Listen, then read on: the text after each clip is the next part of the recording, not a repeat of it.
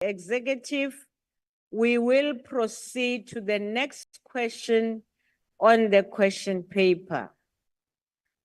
Honorable members, order. The first question today, which is question 787, has been asked by the Honorable Nkomo to the Minister of Finance. I welcome the Honorable Minister of Finance.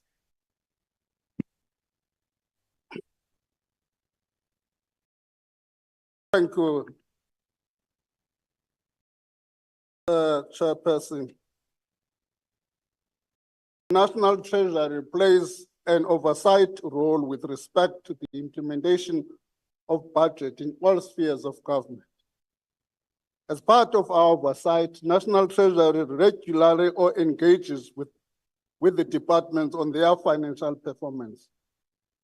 Where possible risks are identified, National Treasury engages departments to ensure that there are mitigating strategies in place to address these risks. In the provincial sphere, this engagement normally happens through the relevant provincial treasury during provincial visits, quarterly meetings. Monthly and quarterly expenditure reports are also tools used to flag potential risks to departments. National Treasury provides reports to executives and legislatures, which may highlight areas of concern regarding financial and/or non-financial performance of departments that requires attention. However, it is important to point out that National Treasury's power is limited when it comes to making departments account for their financial misconduct. Therefore, the role of other institutions or structures like the Auditor General of South Africa and parliamentary committees, etc., is critical to take forward issues that may have raised by National Treasury. The Auditor General of South Africa will be releasing its general report of the 22-23 Public Finance Management Audit Cycle by the end of November 2023, which means this month. While poor quality expenditure is not defined in the PFMA, fruitless and wasteful expenditure is a useful indicator to gauge the extent of losses that the state has incurred over a particular financial period. The honourable member is advised to engage with the General Auditor's report once it is released. I thank you. Thank you, Honorable Minister.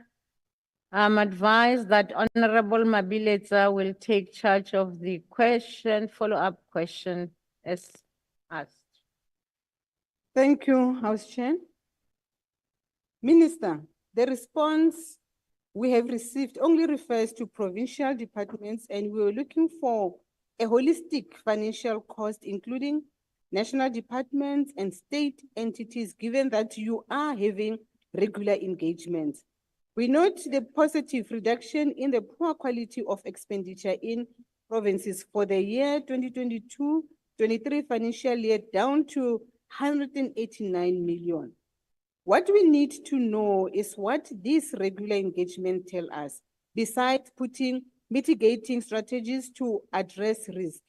We'll want to see that National Treasury's quarterly reports to Parliament focus far more on your oversight responsibilities in addressing the poor quality of expenditure. It cannot be that your powers are limited when there is legislation in place to deal with these matters. If we could have your comment on this, please. Thank you, Honorable Minister. Chairperson, I think we would welcome the invitation to engage Parliament on a quarterly basis. The good thing is, on a quarterly basis, for national governments and provincials, we publish what we call Section 32 reports. It would be welcome to engage Parliament in terms of Section 32 reports. A similar publication in respect of local government in terms of Section 71 reports We will also welcome such an engagement. I think we accept the invitation to engage Parliament on a quarterly basis in using those reports as a basis for engagement. Thank you. Can we have the second follow-up question from Honorable Alexander? Thank you very much, Chair. The current financial year, as a direct consequence to the ANC mismanagement, spending has been revised down by 21 billion. Additional reductions of 64 billion in 2024-25 and 69 billion in 2025-26 are proposed. As a result, departments will be adjusting their budgets down to offset the decrease in budgets. The reduced expenditure on public service means that hospitals are overcrowded, schools are understaffed, roads won't get fixed, and people will struggle. In addition, South Africa has been placed on the grey list because it has insufficient mechanisms to monitor and combat money laundering and terrorism finance activities. What consequence management has been put in place for the departments that are not performing in terms of budget management and cracking down on corruption? Thank you. The Honorable the Minister. You know, when we are closer to an election, it's quite easily to craft and frame a question which suggests that you are actually campaigning than asking a question.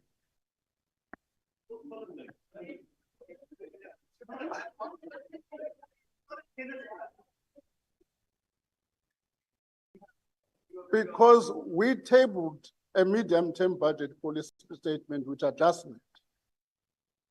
What was the message that was emerging from that statement? What was the message that was emerging from that statement? The message that was emerging from that statement was that as a result of revenue shortfall, which was occasioned by two things. The first one was a result, particularly on the mining revenues, which fell. The second one was excessive claims on VAT, which over the next few years, as we project, again linked to that is growth, over the next few years is going to reduce our revenue estimates. Nothing about mismanagement has got to do, not an ANC mismanagement, has got to do with the economic performance, simple and nothing else. That's why I'm saying we've got to start from there. The second set of questions, which is our main question of this thing, the rest was politics. The question was, what are the consequence management? Treasury has got no consequence management over in departments. I mentioned that point. The individual ministers, the individual HODs, Parliament has got to hold departments, that's what Parliament exists for, to account. That's the main question I was responding to, that in terms of Section 32, we can provide those reports for Parliament and Parliament make sure that the relevant accounting officers account to Parliament. Thank you. Thank you. As we proceed, I will now recognize Honorable Shibambo.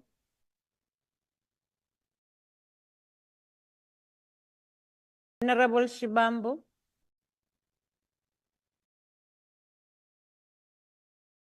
Where's the whip? It's not on the platform. Okay, we'll come back, try to get the answer, but if we pass this question, we are done. Honorable Sheikh Imam. Thank you very much, Chairperson. Chairperson, now that you told us that your powers are limited, the powers of the AG appears to be limited. Now, what is the reason that despite National Treasury, Auditor General, every politician in this country knowing fully well how corruption works, starting right from a local government level, how contracts are given to the same people at exorbitant prices, not getting value for money, and it's not within the mandate of AG and or Treasury to pick this up. What can we do, and why are we not putting measures to block this? You said in your response to me, Minister, that indeed it is a requirement that they must report on a monthly, but they're not doing it. So how do we close this gap and make sure they are accountable, Minister? Thank you.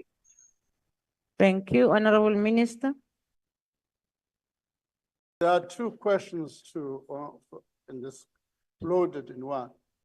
The first one is accountability, which I said I'm more than happy to every quarter to report to Parliament on Section 32.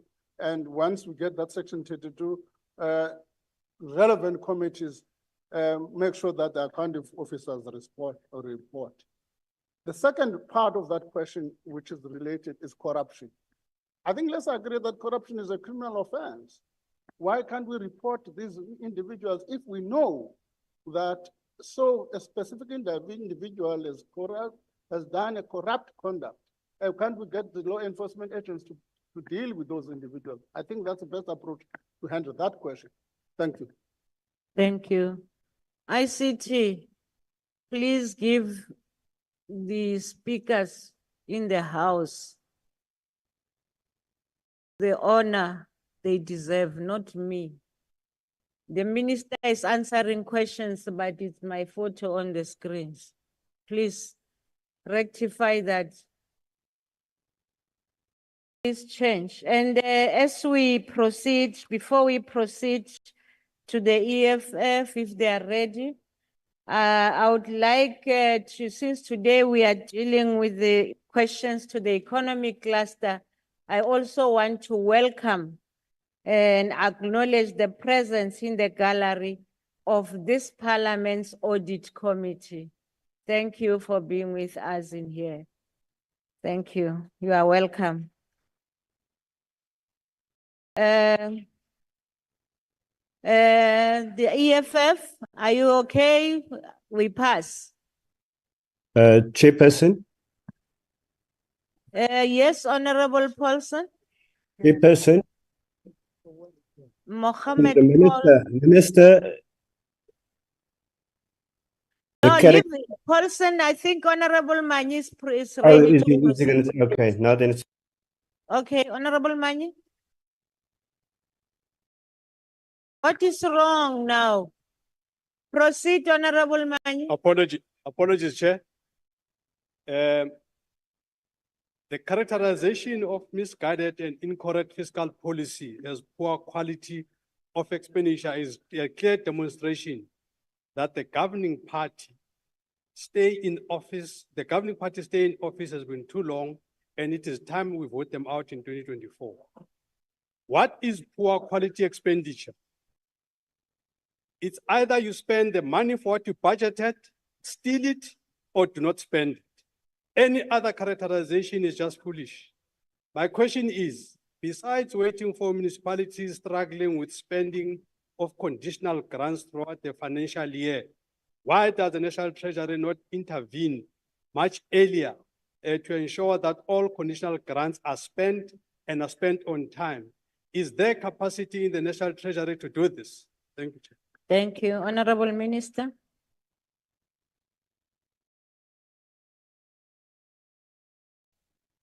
The problem is, I've said this in one sitting here, that there are people who have conditioned themselves that the ruling party is going to be go. If we win, when we win,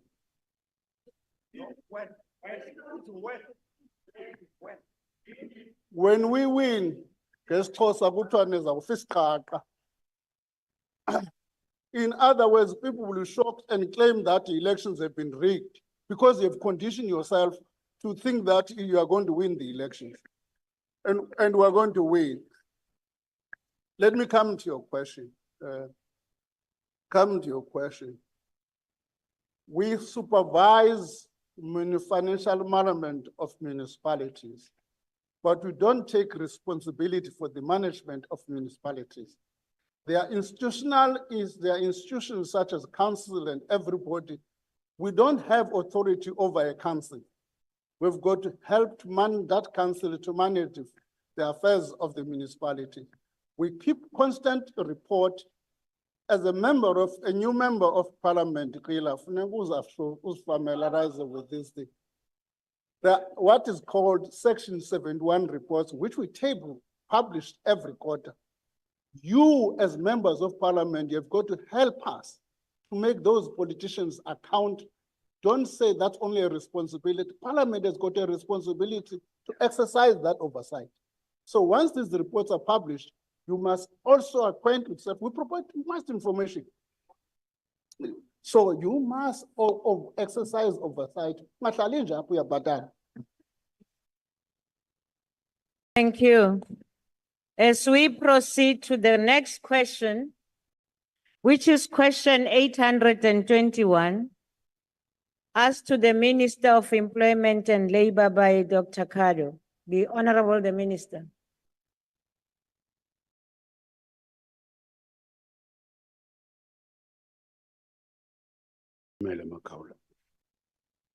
Thank you. Thank you, Chairperson. When the media published a story that stated that there were irregularities regarding an agreement between the UIF, the Department of Employment and Labor, and the Tuja company, the executive authority quickly responded, suspended the implementation of the agreement and payments thereof, and instituted an investigation. And the investigation report was handed over to the executive authority that instituted it. The executive authority and the accounting officer are currently processing the findings of the investigation report. There's nothing in the findings of the report that says I must give it to any other arm of the state. The processing of the report is currently at the point where I'm approaching the court to set aside that agreement. And further, the report speaks to some implicated employees, wherein the employer-employee internal processes in terms of the Department of Employment and Labor policies, those are still underway. Therefore, until such processes are completed, it may be prejudicial to the listed employees to release that report. Certainly, after having regard to the completion of the internal processes and the related court process, we'll be able to consider the request to share that report publicly. Thank you. Thank you. Dr. Kado? Thank you, Chairperson. Minister, the 5 billion rand deal between the Unemployment Insurance Fund and Tuja Capital remains shrouded in mystery. In fact, it has been swept under the carpet from the very beginning, and it is you, Minister, holding the broom. Instead of demonstrating transparency and accountability, you have steadfastly refused to share any meaningful information with the Portfolio Committee since the scandal erupted.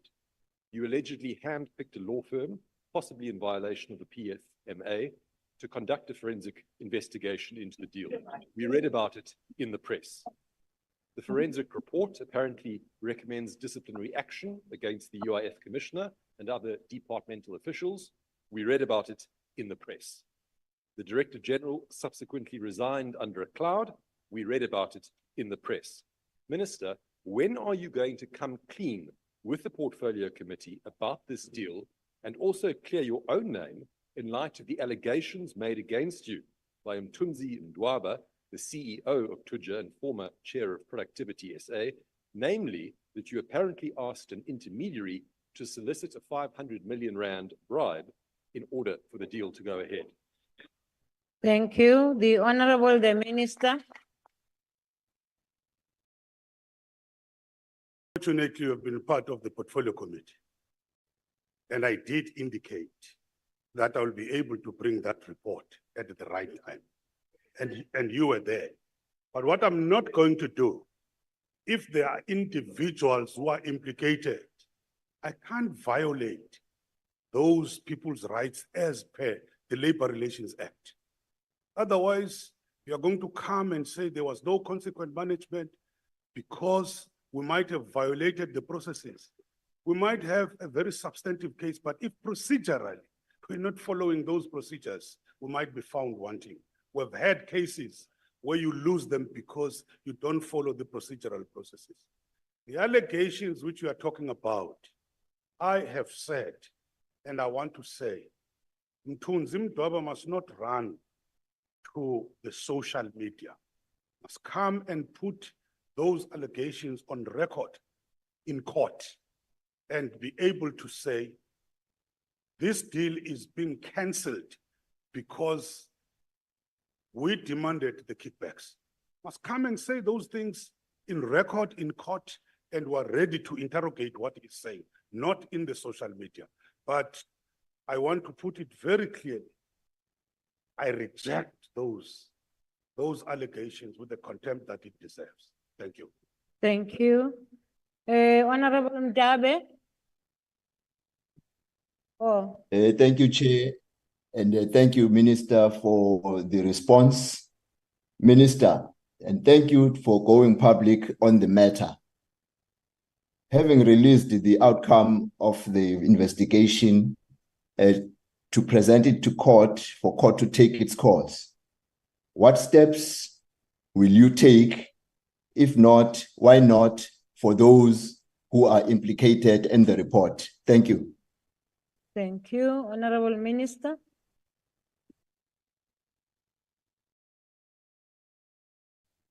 It's very clear, Honorable Member, that consequent management says there must be disciplinary steps which are taken. And those who are implicated must come and answer how and why they did this. And if found guilty, there must be sanctions. Those are the steps which I intend following. So the issue of disciplinary processes is very critical in dealing with this particular matter. So I will be following all those steps, but those steps must be properly followed in terms of the law, not just in terms of our wishes, because the danger we might want to hurry and have missteps in the process. So definitely, the processes have to follow. But unfortunately, those processes have to be led by the DG as the accounting officer. I'm not talking about the resigned DG. I'm talking about the acting DG at the particular moment. Thank you. Thank you. We proceed to Honorable Dana. Thank you, House Chair. Honourable Minister, I'm glad that you mentioned consequence management and that you mentioned the resigned DG. And I would like to know, did the Director General of the department, Mr. Tobile Lamati, resign because of this scandal and the findings in the report? And I'm asking this because just as the presentation of the report to the committee is being delayed, so is the report on the DG's resignation as well. And if he did indeed resign because of this mess that happened under your tenure as minister, how will consequence management be affected against him? Because it seems it's just too easy to resign when a scandal is made public and then nothing happens to you. And it is very important, Minister, that an example needs to be made in this case. I look forward to your answer. Thank you, House Chair. Thank you. Honorable Minister. I don't know why he resigned. He put a resignation after we had received the report, but we had not published the report.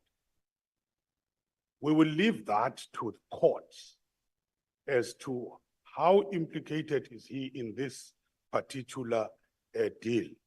Because the fact of the matter is, once the person has resigned, is out of the public service, there's no way that you can be able to deal with that person unless there's something which is criminal arising out of that. No, go and read your labor law.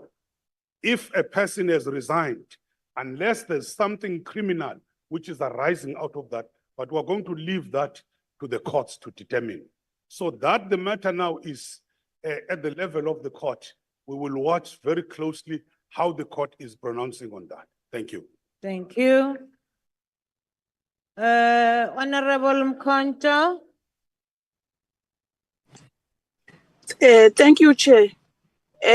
Minister, in this matter, you are implicated as an individual, specifically on the background activities that were taking place as far as this 5 billion matter is concerned.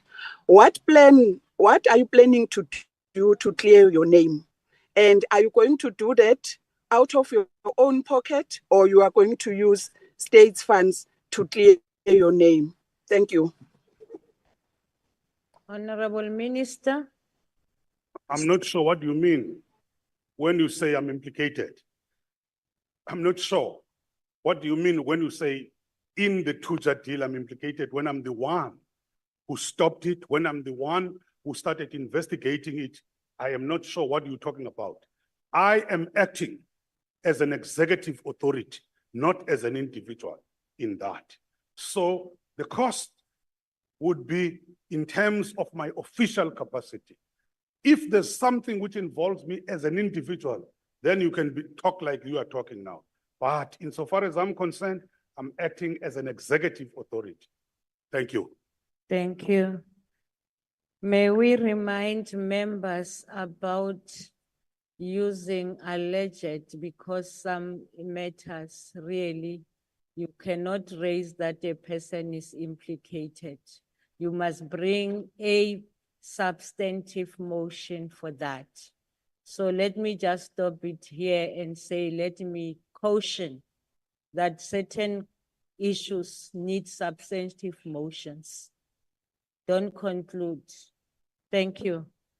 As we proceed now, we proceed to question 828, asked by the Honorable Keza to the Minister of Mineral Resources and Energy.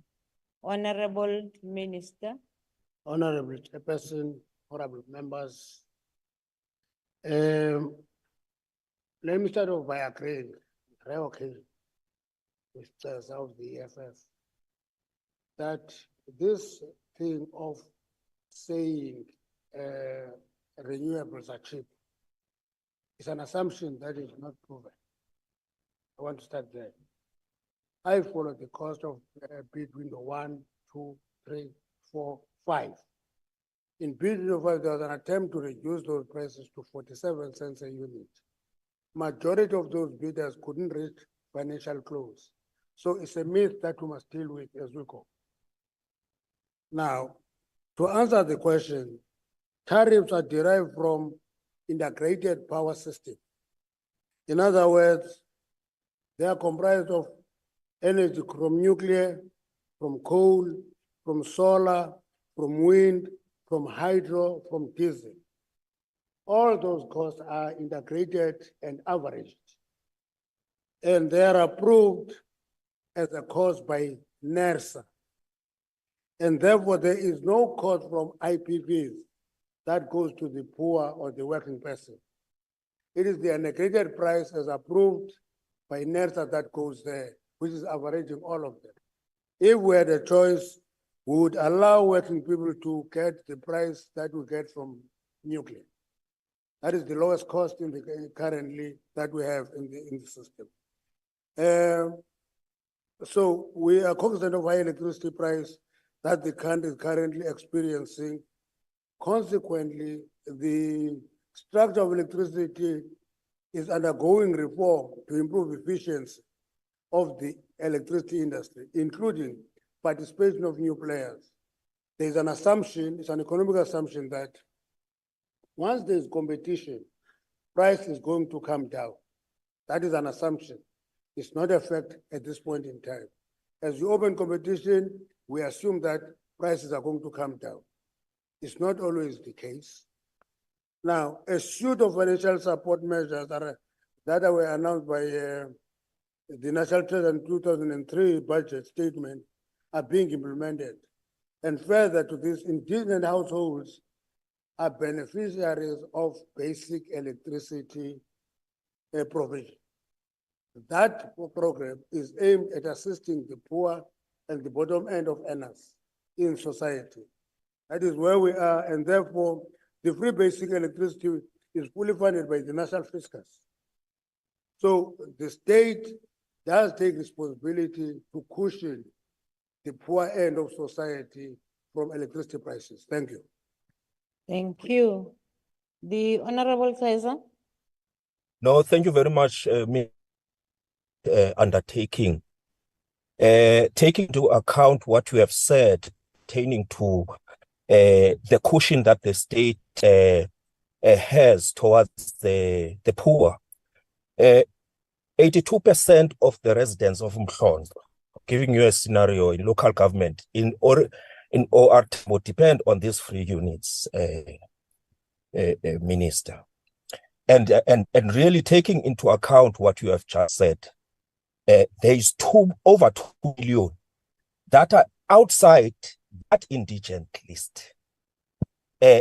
And the burden of introducing the power producers, independent power producers who are profit driven and not giving value to the grid, and while they are generating a lot in terms of profit, as said by the people of Mhlongo. What is the relationship between the above issues of unbundling of Eskom and the roadmap to Eskom, and how will it ultimately affect the working class in terms of how it is right now? Thank you very much. Thank you, Honorable Minister. The original question was on the impact on the poor. And those poor are beneficiaries of the free electricity tariff. Now, he's raising a new question now. What do we do about those who are earning above indigence? There is no policy that covers that, because when you are above indigence, the assumption is that you are capable of paying. And therefore, there it is expected that you pay for the service that you receive. But the poor receive free basic service subsidy from the state. And all that money is paid by the fiscals. So the question that is asked now has nothing to do with the original question of what plans are there to help the poor. It is talking about now, how do you help now the middle class? It's a totally new question. Minister. Thank you very much, Honorable Kesa. No, Honorable Kesa, you don't have to do that. Don't do that. I think the minister, thank you. Let me just remind you that on Rule 142.6, it tells us that the follow-up question must be directly from the original question. Now the minister spotted that one. Thank you. We proceed. Let's proceed to Honorable Volmarans. Thank you, House Chair, and thank you to the Minister for the original answered question.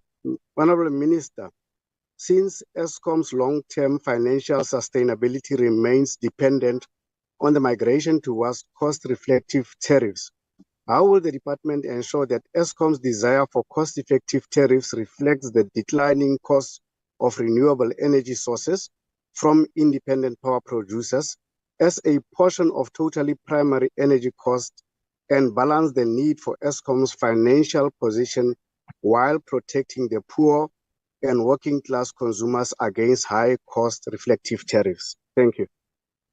Thank you. Honorable Minister.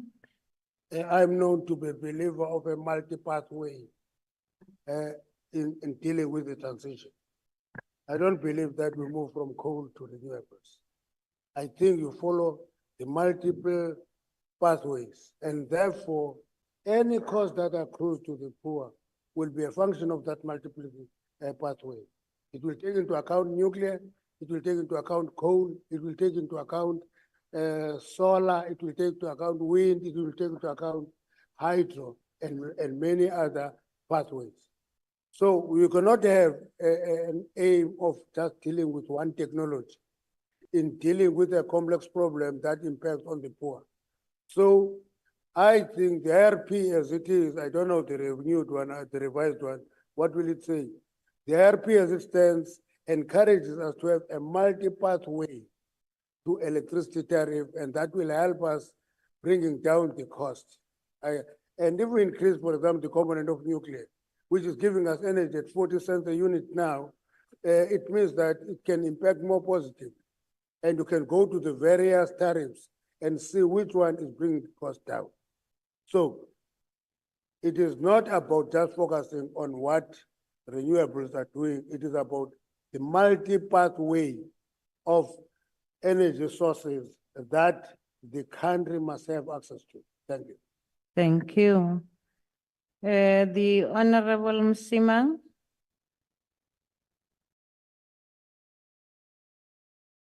Nkosi Cebekulu, are you taking the question? Thank you, as Chair. I'm taking it for Prof.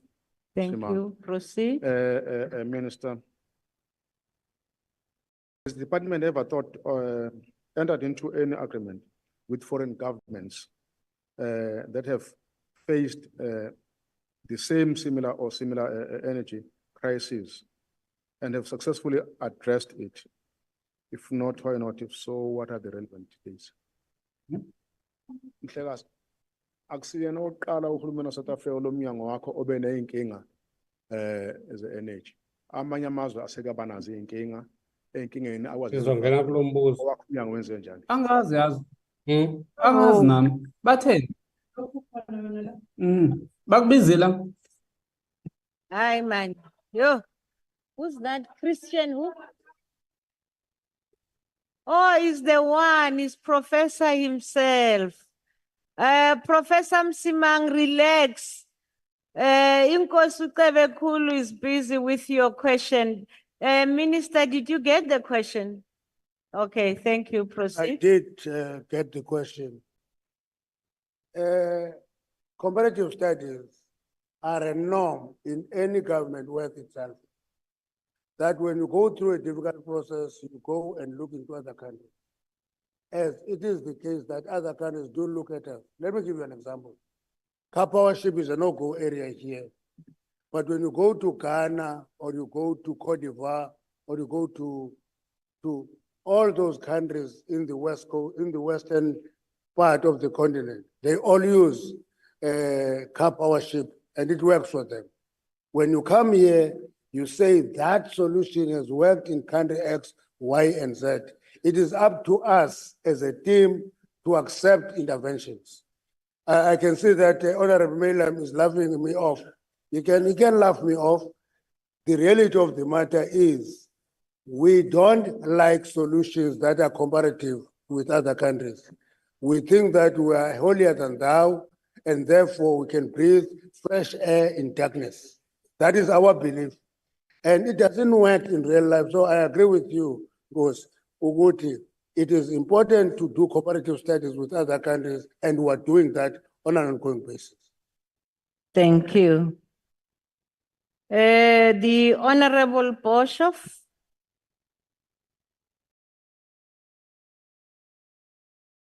Honorable Boshoff.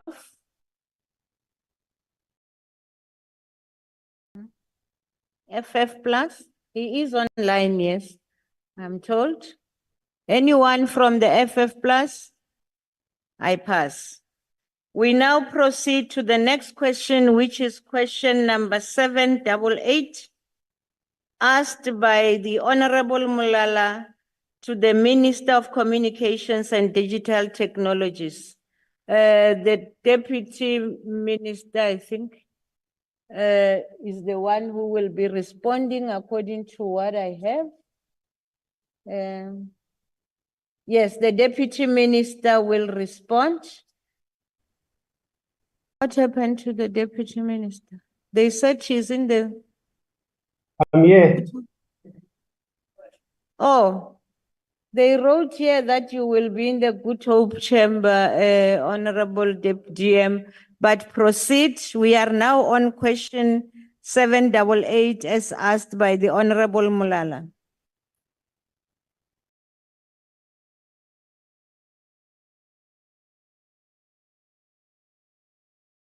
Honorable Mapulan, GM.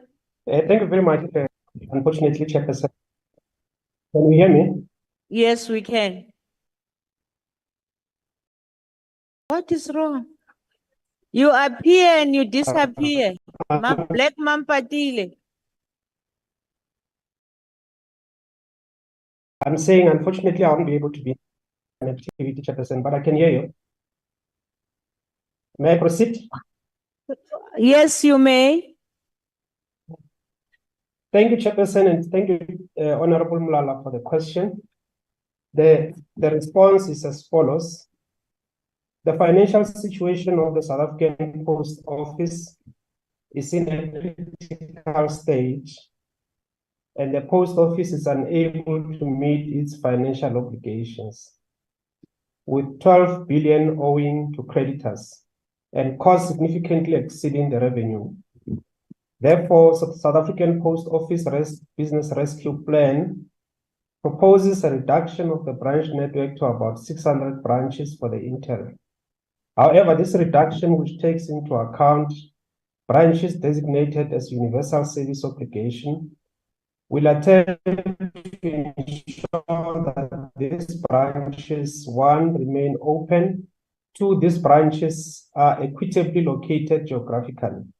Furthermore, the South African Post Office will negotiate with Post Bank to transfer some of its branches, such as the Post Bank, such that the Post Bank can operate its own independent network in rural and remote areas.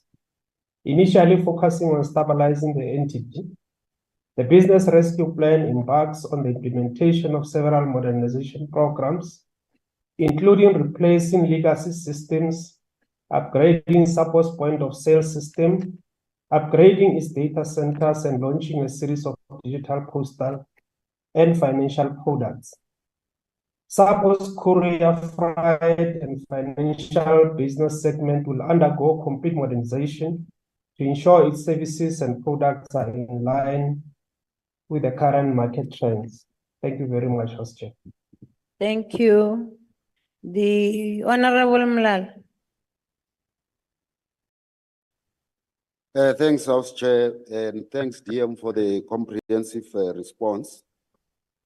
DM, how much, if any amount, of the 2.4 billion bailout funds from National Treasury have been utilized to reduce SABC's liabilities and ensure that no further branches are closed down? The Honorable GM. Thank you very much, House Chair. The 2.4 billion, which has been allocated to SABC as a bailout, is currently being utilized during the business rescue process. There's drawdowns that have been made by the business rescue practitioners to cover the operational liabilities of the post office, which, as we said, is currently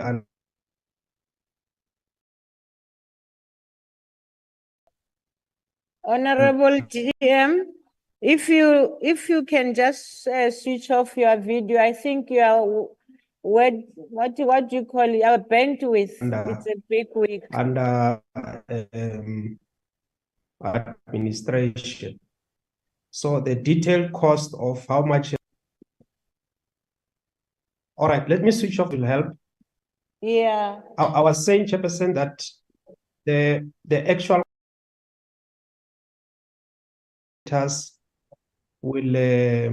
will become available once the process has been concluded. But just to say that the business rescue plan has been finalized on Thursday last week and published. So it will be up to the creditors to vote on the business rescue plan. And that meeting is scheduled to take place on the 7th of December, which is next week. Okay. Thank you very much. Earlier on, I welcomed the committee, Audit Committee of Parliament, and I looked at the wrong people. They are here now. So I was told you are here and you were not here yet, but otherwise you are welcome. Thank you. Honorable Mazzoni. Thank you, House Chairperson. Deputy Minister, a sign of the times, I think, that you can't connect yourself to Parliament. But be that as it may, SAPO's business plan was in fact released last week, as you said. DM, could you tell us what your plan of action is as 6,000 employees are set to lose their jobs and a further 420 branches are set to close? What are we going to do to mitigate this waiting disaster? And SAPO requested 3.8 billion rand from the Fiscus for a further bailout. Thankfully, the Fiscus said no, Treasury said no. What is your intention now? And do we actually face the possibility of having a South Africa with no post office? Thank you. Honorable Matsoni, I think you are aware that you have asked 4 questions and Rule 1427 says a follow-up question should only be 1. So DM, whatever you respond, it's your prerogative. Proceed. Thank you very much, House Chair. We are more than capable of responding to Honorable Matsoni on all the 4 questions that he has posed. Maybe just to say, Chairperson, yes, indeed, I've got some connectivity challenges because we're experiencing load shedding where I am. So it's something that I cannot help with, Honorable Matsoni. But on your substantive questions, indeed, the plan, although it's supposed to be still confidential to be voted on by the creditors on the 7th, but as we know, the details of the plan has been out. And one of the key issues that the business rescue practitioners are raising is the unsustainable cost of staff. The proportion of staff expenditure to the revenue is quite unsustainable. Just to give an example, in the report, they are saying that the staff cost about 150% of the revenue of the entity, which is something that is quite unsustainable. But they have had discussions with the recognized trade unions, and the plan is out there.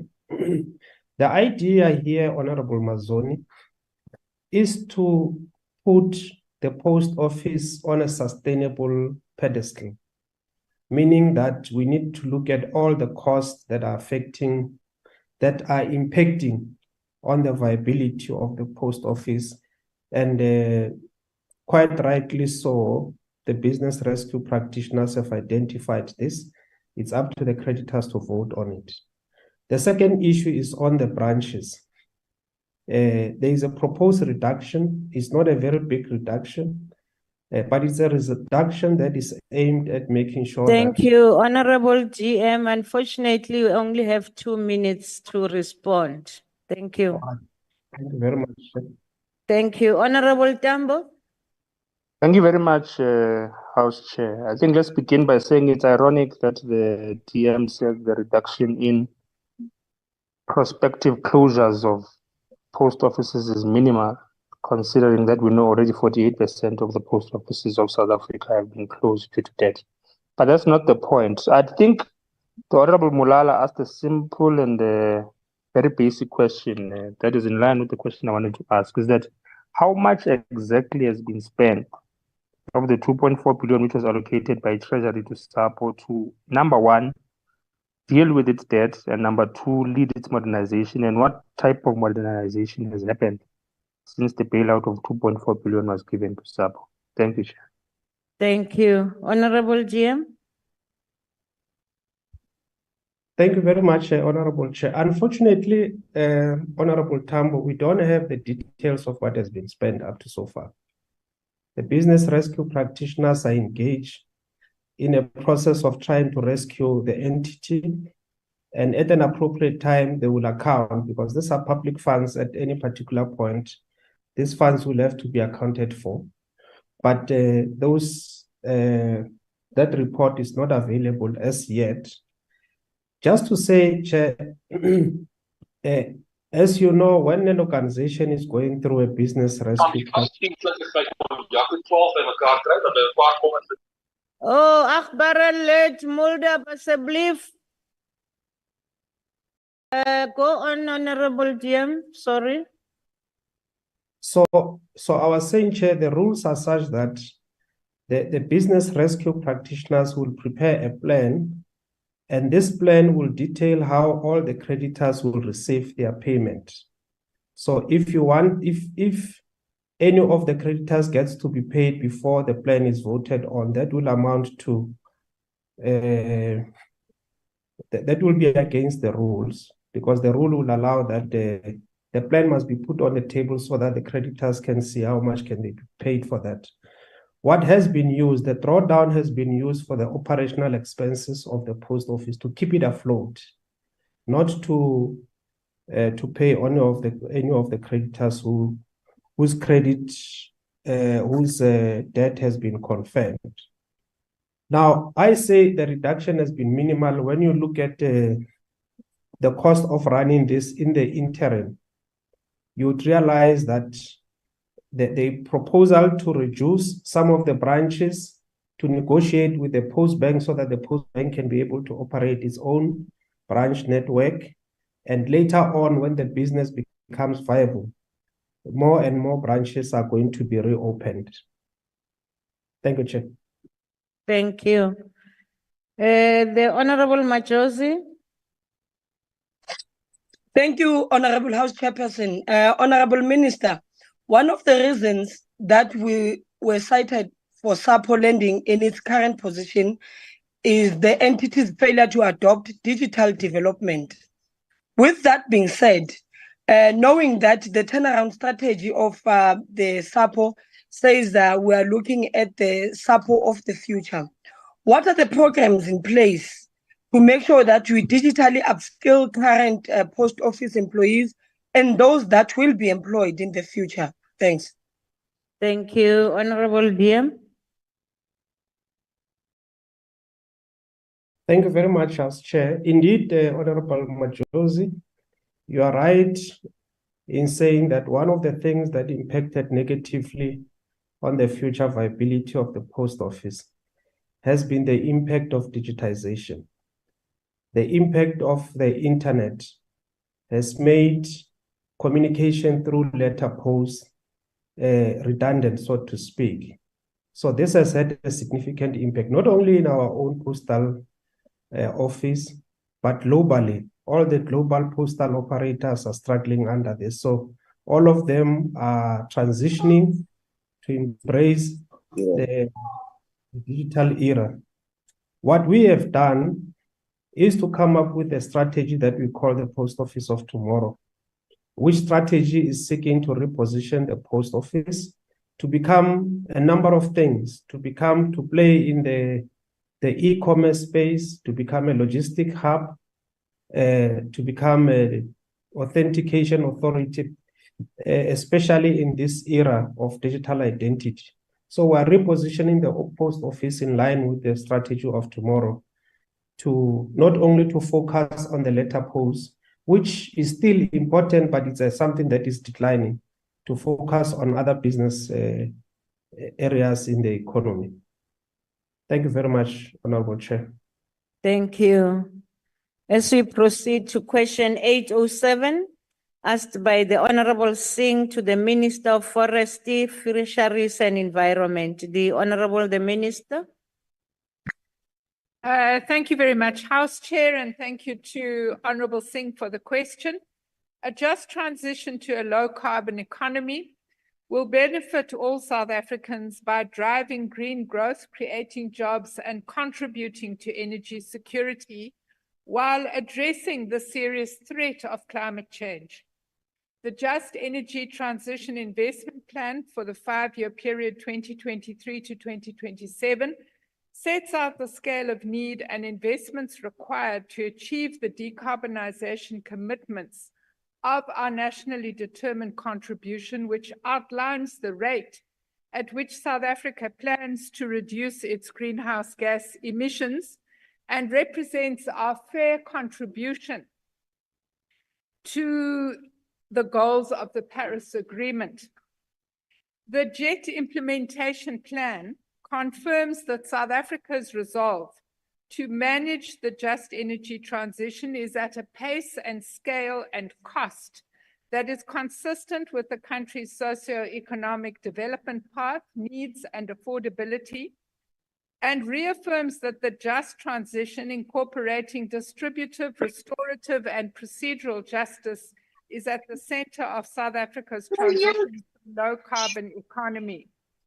With regard to the question 2, which speaks specifically about interventions required, I can say to the honorable member that the skilling, reskilling, and upskilling of workers is essential to the transition workers from existing jobs to new opportunities. 5 flagship interventions require financing and support. Firstly, the establishment of a 3-tier JET skills ecosystem to coordinate and align skills activities across multiple institutions and stakeholders, which is in line with the Department of Higher Education and Training's National Skills Master Plan 2030. Secondly, the establishment of skills development zones focused on 3 core value chains, namely in Mpumalanga for renewable energy and transmission, in the Eastern Cape for new energy vehicles, and in the Northern Cape anchored in local education institutions in partnership with business to support local economic development initiatives linked to the green hydrogen value chain.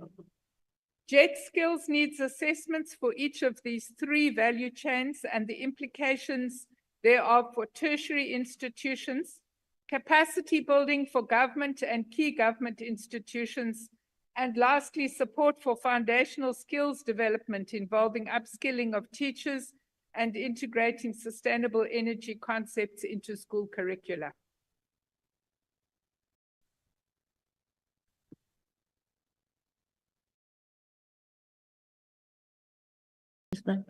Thank you. I'm looking at those that are standing when the minister is busy. Honorable Mashir. To step in the process. We proceed now, Honorable Singh. Thank you very much, Honorable Chairperson, and thank you very much, Honorable Minister. One would have thought that you would have been on a jet to Dubai by now for COP, but I see you are in the house. I think it shows your commitment. Perhaps you're jetting off this evening to do justice for us and the country in terms of ensuring that the other countries, particularly the developed countries, contribute to the just transition that we want to adopt here in South Africa. Minister, sometimes I get the impression, talking to people, that they feel that the just energy transition is just about finding socioeconomic opportunities for those who would be deprived when coal mines are closed down. And that seems to be the general trend, that people think that that's what it is all about. But it goes beyond that. And as you indicated, it goes to issues like skills transfer, it's skills development. But having said that, you know, I'm always passionate about South Africans, particularly disenfranchised South Africans, having equity opportunities in renewable energy sources and methodologies that we may use. Whilst we want to be employed, we also want to be owners. And I want to know if there's any aspect of the plan that would ensure that ordinary South Africans living in Mpumalanga and some of those other areas, when new methodologies are introduced to replace coal-fired power stations, whether they will benefit, because I think it's very, very important for us to have that. And I see that international partners are also pouring in a lot of money at very low interest rates into South Africa, particularly the Western countries. And I think there should be conditionalities. But having said that, Honorable Minister, my question is, you know, those of us who are in the environmental space, including yourself and the members of the Portfolio Committee, we want to jealously guard. Honorable Singh, your 2 minutes is up. Thank you. Will you do that on our behalf, Honorable Minister? Thank you, Honorable Chair. 2 minutes, okay, Mar. Proceed, Honorable Minister. Thank you, House Chair. I didn't really get what he wants me to do, but let me just Let me help you, Honorable Minister. A member can make a statement or just an opinion. So do respond in any way because the minutes were over anyway. Thank you, House Chair. I think the issue that I want to pick on is the point that he makes about opportunities for those in our society to participate in new green sectors of the economy. And I think that when we look at the issue of justice, when we talk about restorative justice, we're not just talking about trying to create opportunities for workers who might be currently in the coal value chain. We're also talking about the fact that because of the history of this country, many people have been excluded from economic participation and also from economic ownership. And one of the investment portfolios in the Just Energy Implementation Plan is into creating a whole new development trajectory for the province of Mpumalanga.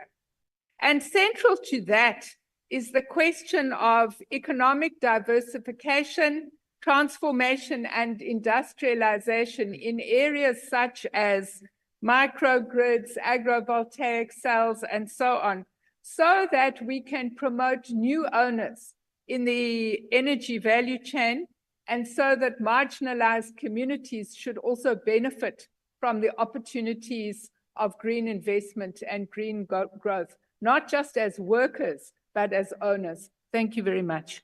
Thank you. Mhlonishwa Dlamini. ME.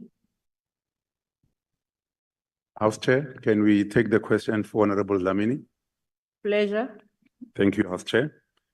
Minister, how would the agreement on the Transition Committee of the United Nations Framework, Convention on Climate Change, on the operationalization of the Climate Loss and Damage Fund fasten the just transition to low carbon economy, given the socio-economic challenges that the country is facing? And what is the plan in place to integrate skills between new and experienced employees in the fossil fuel sector? Thank you, House Chair. Thank you. Honorable Minister. Thank you very much, House Chair. I think the first thing that one would want to say is that the Loss and Damage Fund is really a separate instrument under the UNFCCC that really aims to deal with the impact of climate change on our lives and on our built-in infrastructure. So it's not directly related to the issue of the just transition. But I think that really what the purpose of the skills development component of the Just Energy Transition Implementation Plan, the purpose of that is to ensure that those who are vulnerable and marginalized should not carry an unjust burden of the gradual transition to other forms of energy generation. I think what we know is that most of these workers are highly skilled, they are well paid, they have medical aids and pensions, and if they are to find other forms of employment, they would want to find those forms of employment in industrial jobs. They don't want to be offered casual work in tourism or other activities. They want industrial work. And that's why the emphasis on the Mpumalanga transition plan is all about looking at other forms of industrialization in Mpumalanga, which, as I said, we're already looking at the issue of the assembly of agrivoltaic cells, the assembly of microgrids, and also at the issue of agro-processing, because that will create industrial jobs of a similar order to the jobs that exist already. Thank you very much. Thank you. Pardon my pronunciation. Honorable Bryant. Is that so? Yes, perfect. Thank you. Minister, according to the Climate Finance Landscape Report, which came out today, Western Europe accounts for 57% of international climate finance flows to South Africa. And we hope that these relationships are not put in jeopardy by the growing closeness between this government and countries such as Russia and Iran, which themselves have made little to no significant contribution to South African climate financing up till now. While the financing for the JETP is an essential part of diversifying our energy mix, local governments such as the DA-led City of Cape Town are already taking steps to roll out ambitious projects to increase access to renewable energy. And Mayor Jordan Hill-Lewis is managing to do this by aiming to create what we refer to as prosumers, who are able to generate their own green electricity and sell the excess back into the grid at a profit. The rooftop solar industry is just one of the many contributors to the 200,000 jobs created by the DA-led City of Cape Town this year. There is, however, now a massive challenge to many industries coming down the road in the shape of the EU's Carbon Border Adjustment Mechanism, or CBAM, which could see many sectors... Thank you very much, Honorable Bryant. Your time is up. That wasn't 2 minutes, ma'am. No, 2 minutes. Okay, that is a rule. Check your rules under 142. There's a difference between the first follow-up question and the subsequent ones. Honorable Minister. Honorable Bryant, I think we would be agreed that South Africa must fight CBAM with everything we have. It is a measure that is opposed to the principle enshrined in the UNFCCC of common but differentiated responsibilities and capabilities. It is an affront to the World Trade Organization because it is unilaterally imposed and not negotiated. And I think that we must all agree that this is something that would have a devastating effect on our economy, on our workers, and on shared prosperity. We must fight it. Thank you. Honorable Heron. Thank you, House Chair. Thank you, Minister. Minister, the first study on the, or social impact study on the Komati power station closure occurred in 2020. And then in May last year, the first alternative energy project began construction. But 5 months later, the plant was shut down, leaving thousands of employees without income.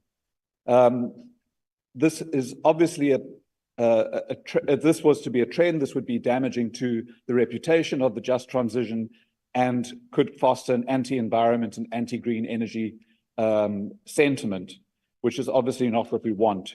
So are there any plans to assist the employees who did not experience a just transition in the Komati decommissioning? Thank you.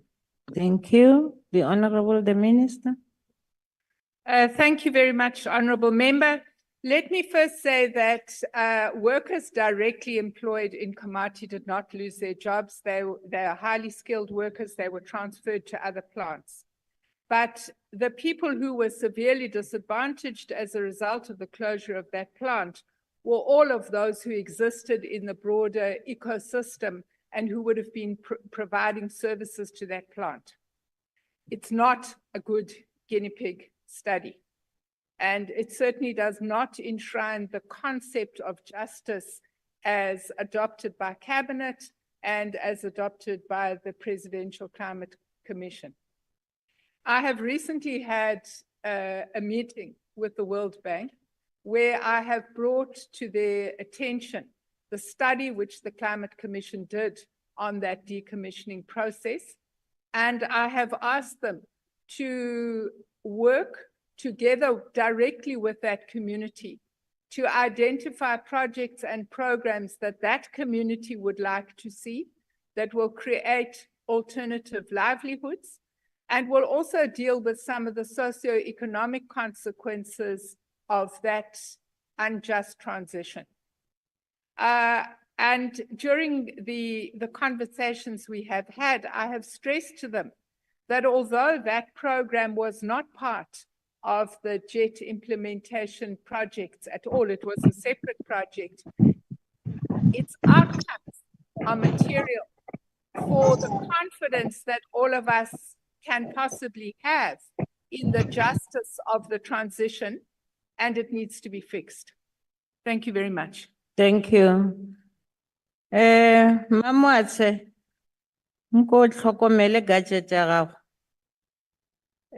We now proceed to question 789, asked by the Honorable Mahlo to the Minister of Agriculture, Land Reform and Rural Development. The Honorable, the Minister.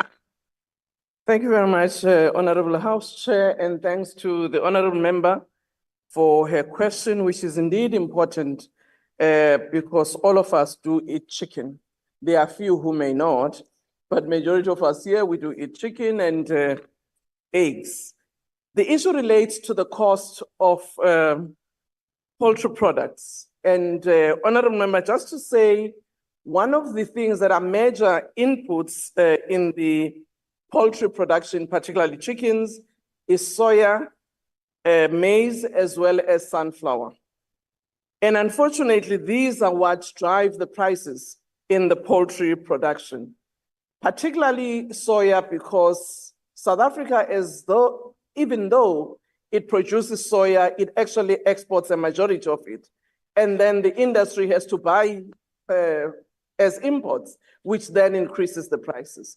So what we've been doing is to actually engage the input suppliers, which is your maize producers, millers, as well as your soya producers and sunflower, to make sure that we expand the area of production such that there is readily available market for such products for our industry. Thank you very much. Thank you. Honorable Mahlo. Thank you, Honorable Chair. I just wanted to ask to the Minister as a follow-up question. Has the department investigated the possibility of cheaper feedstock for the poultry sector? And has the department engaged in research to find alternative feeds, sources which are more affordable and produced locally in South Africa? Thank you. Thank you, Honorable Minister.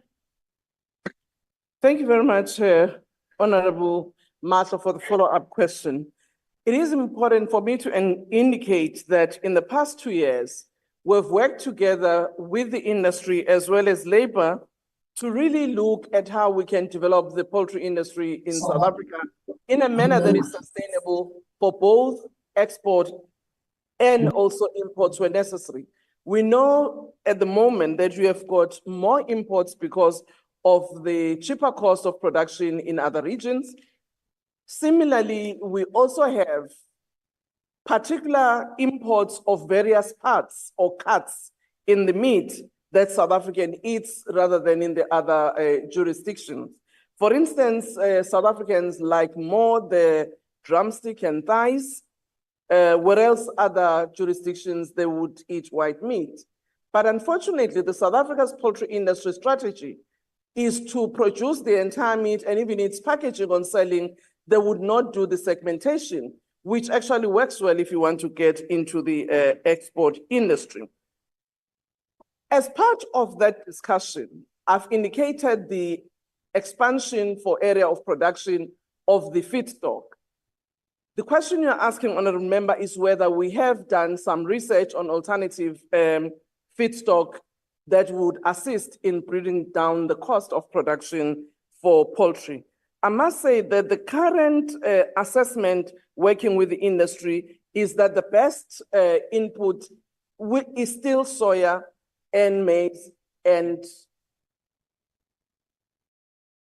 sunflower.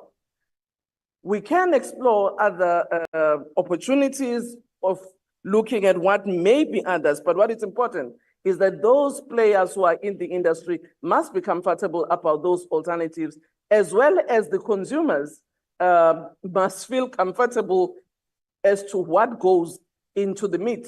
Thank you. Thank you very much. Mamba Mbama. Thank you, Honorable Chair. Honorable Minister, you didn't answer the second part of Honorable Mahlo's question, and which talks to the strategy, but I assume that you do have a strategy in your department. The question I'd like to ask you is, in that strategy for expanding poultry farming in the Republic, what percentage of the grant component in the blended finance scheme is aimed at assisting small and medium-sized poultry producers to enter the sector, thus breaking the barriers caused by high input costs, such as feed, which accounts for almost 70% of total production costs? Thank you. Thank you. Honorable Minister. Thank you very much, Honorable Mpapama, for that follow-up question. Indeed, you are right. The Poultry Master Plan is the strategy that we are using in order to be able to grow the poultry industry. And within that, we are looking at growing the small scale poultry farmers and actually look at local production networks. We know, and we've been speaking with the industry on the contract farming, which is done by your bigger companies such as Astral and others who are actually working with smaller producers on contract to actually be able to offer them market access in their industry. We're also looking at how we could supply affordable protein, which is another element that will go into the feed, but produced locally as opposed to import. With respect to blended finance, the Department of Agriculture put 1 billion the last 2 years, and IDC complemented that with 1 billion. And that was mostly targeted on 2 sectors, poultry and livestock. So in terms of percentage, one may then check how the IDC, who is one of the partners with whom we're working on in this program, has determined the percentage between livestock and poultry farming. Thank you very much. Thank you.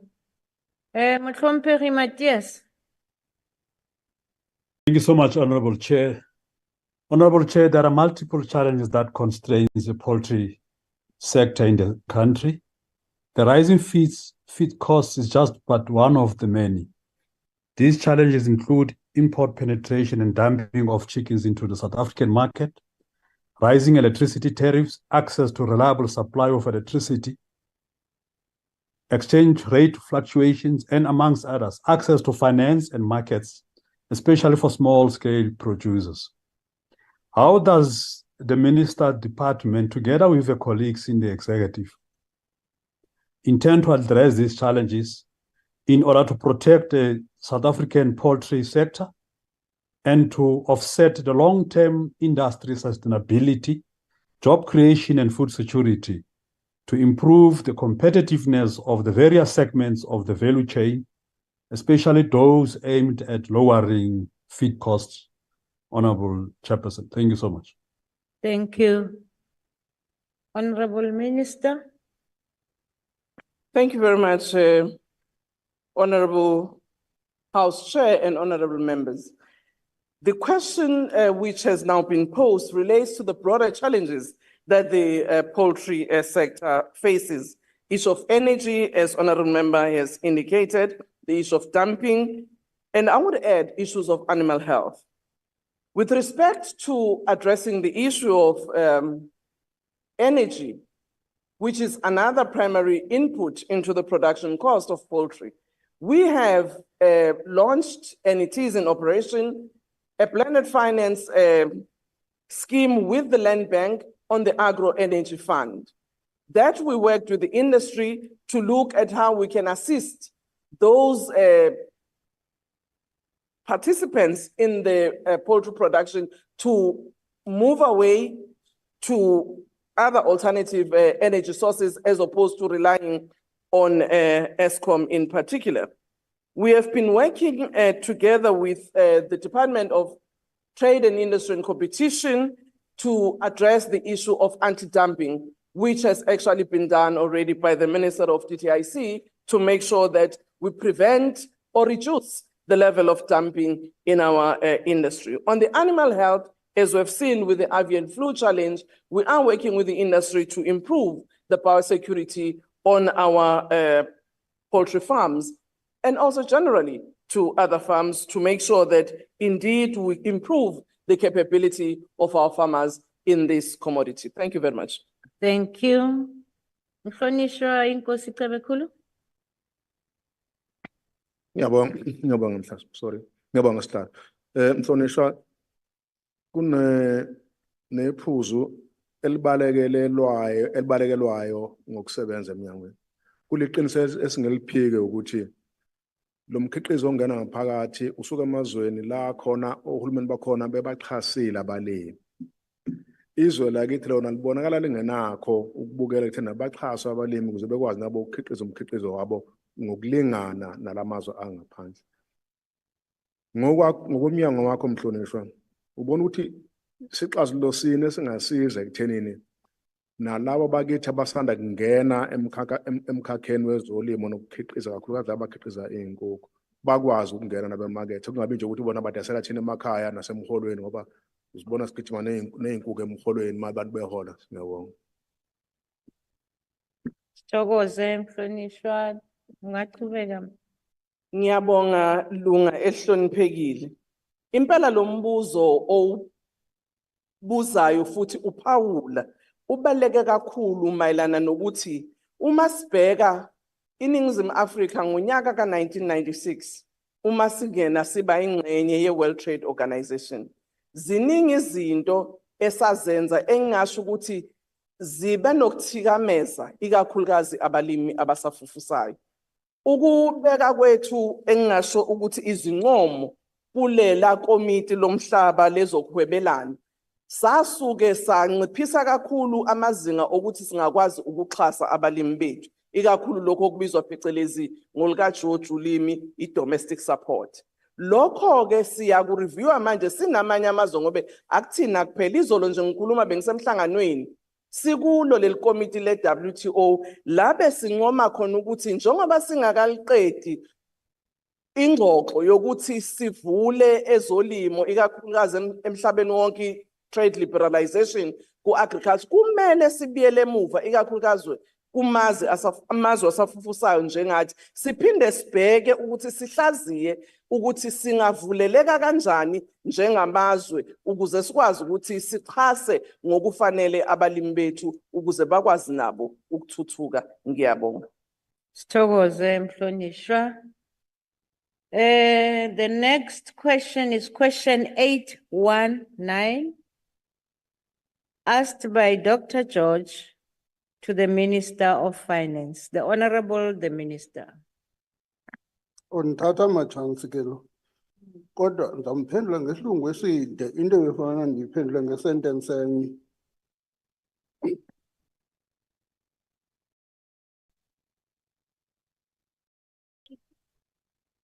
As the honorable member will know, the Minister of Finance uses the annual February budget as a tool that outlines government and cabinet decisions on the fiscal framework, which includes, among other things, expenditures, borrowing, and tax measures.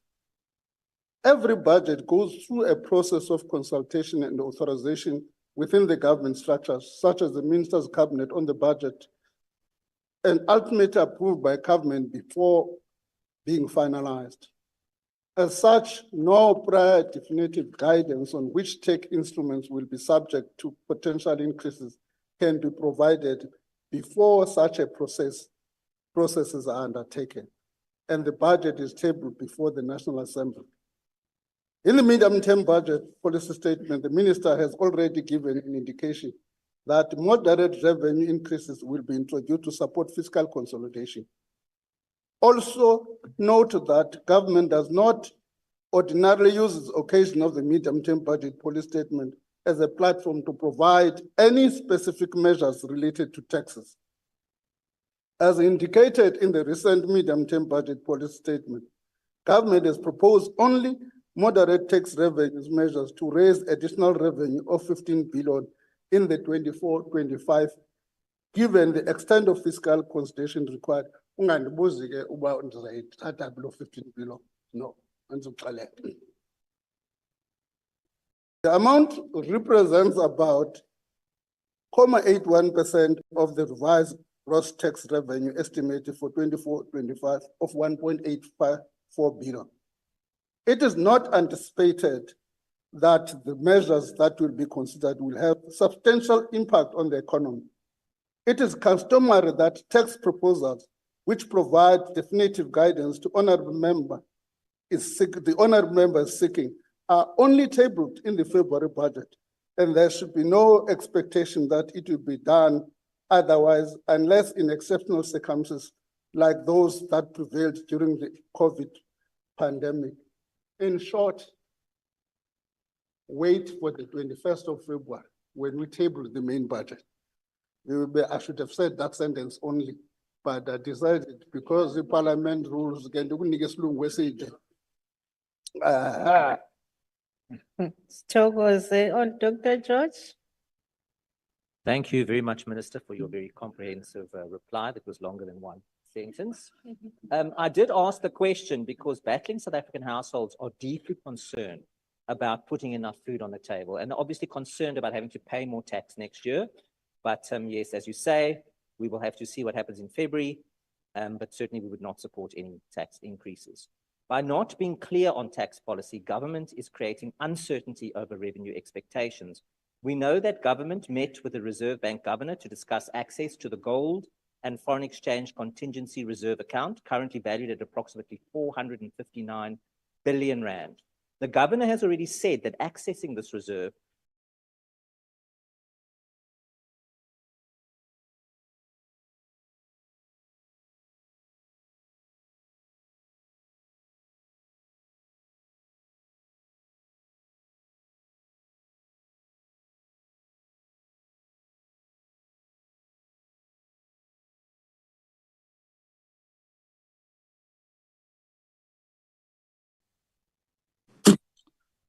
Chair, a smooth minister.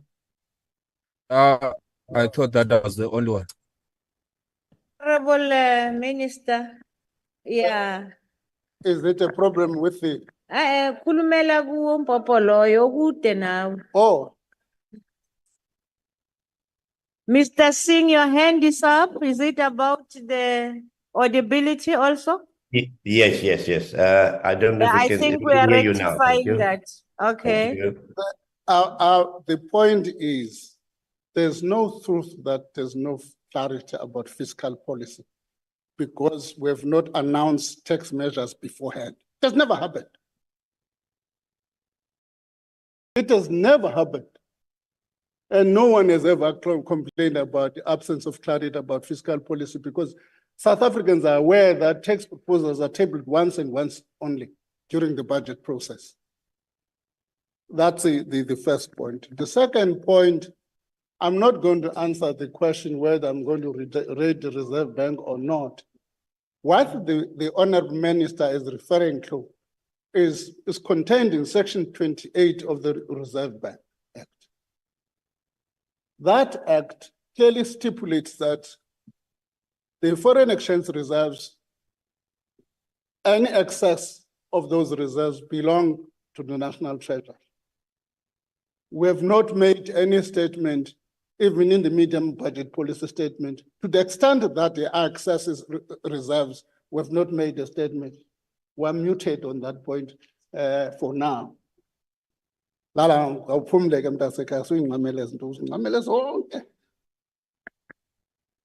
Sithokoze Mhlonishwa. Honorable Maswanganyi. Thank you, Chairperson. Minister, given that the principal objective of taxation is for government to generate sufficient revenue to finance policy objectives, which derive from a popular majority mandate that it is given, and as is reflected in the MTBBS, public hearings into revenue proposal this year once again have raised the prospects and ability of raising far greater revenue. Why is it that the Treasury has not opted through SARS to be far more aggressive in raising revenue from the identified sources that it has at its disposal. I thank you. Thank you. The Honorable the Minister.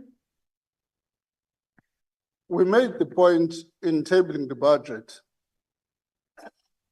that there has been an increase in aggressive collection of taxes by SARS, in particular, the increase in compliance by SARS. So that is a product of this aggressive stance taken by SARS. In this financial year, we have provided SARS with R1 billion, whose main activity is to achieve that aggressiveness referred to by Honorable Maswangan. They have given us a specific target, which I'm not at liberty at the moment to disclose. At the appropriate time, we will disclose that target. And thank you for asking that question. Thank you. Thank you. The next one is the Honorable Shimambu. Chair, can I take the question on his behalf? Proceed. Thank you, Chair. Matibomte, the market uncertainty and investment planning challenges are not caused by economic policy ambiguities and the absence of a definitive guidance. The National Treasury is very clear in its line of march, and that is privatize SOEs, outsource as much as you can, including basic essential services such as water, sanitation, housing, and other services. This is very clear from the Vulindlela program of government that has now been adopted. What we need to know, however, and this talks to Honorable Tobongwan. Please. ANC people must be taught etiquette.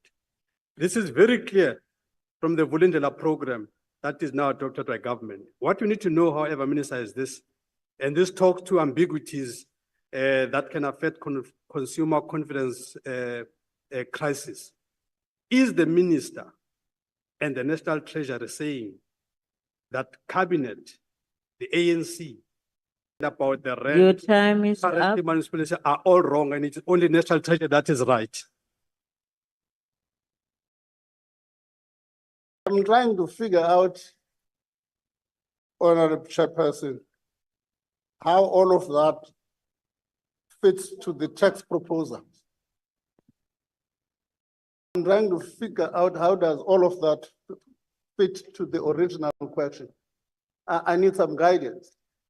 Honorable Minister, you know better. If it's a new question, it's your prerogative whether you respond or you don't. I think it's a completely new question. Thank you. I mean, it's a difficult question for you to answer. No, Honorable Mani, don't do that. No, Honorable, you know the rules.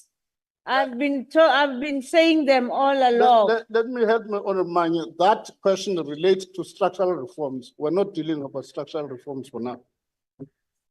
Thank you. If you read 1426, it will tell you what to do when you respond, when you ask follow-up question, irrespective of a new question. It's there, clear. What is it, Honorable Mam Kaula? Siyakotola. Okay.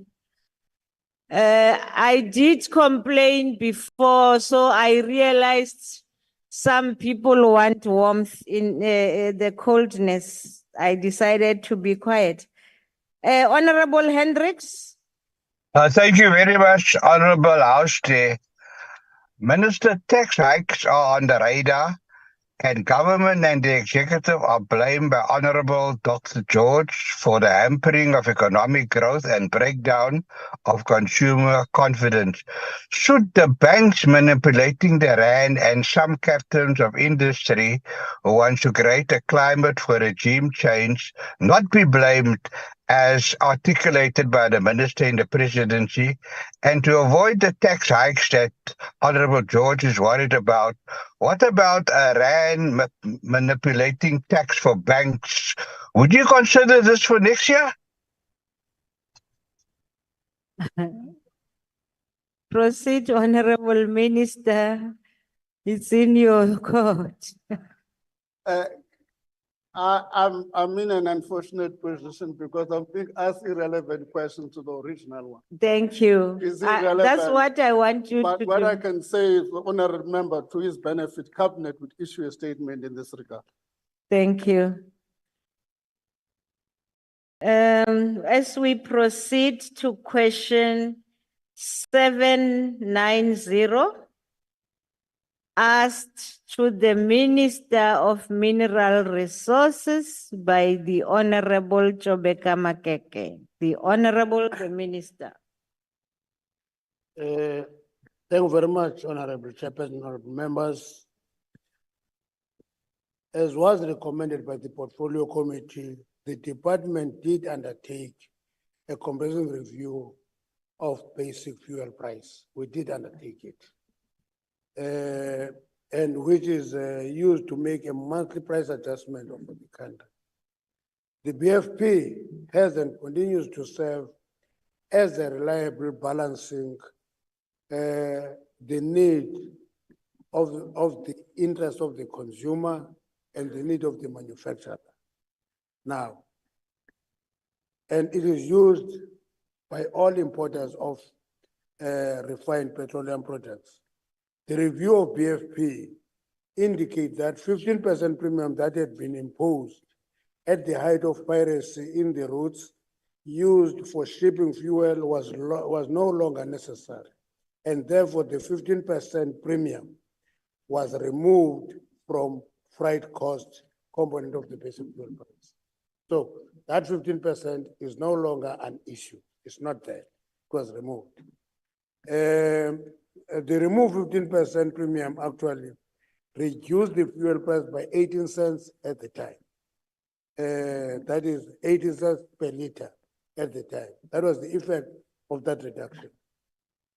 Now, the basic fuel price is an import pricing principle that all countries that import petroleum products use as a methodology to calculate the import cost.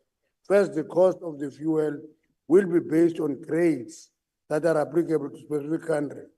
Secondly, the freight cost, which is the cost of shipping from international market to receiving portion entry into the country, the coastal stock holding and the financing will be different based on each country's security of supply policy.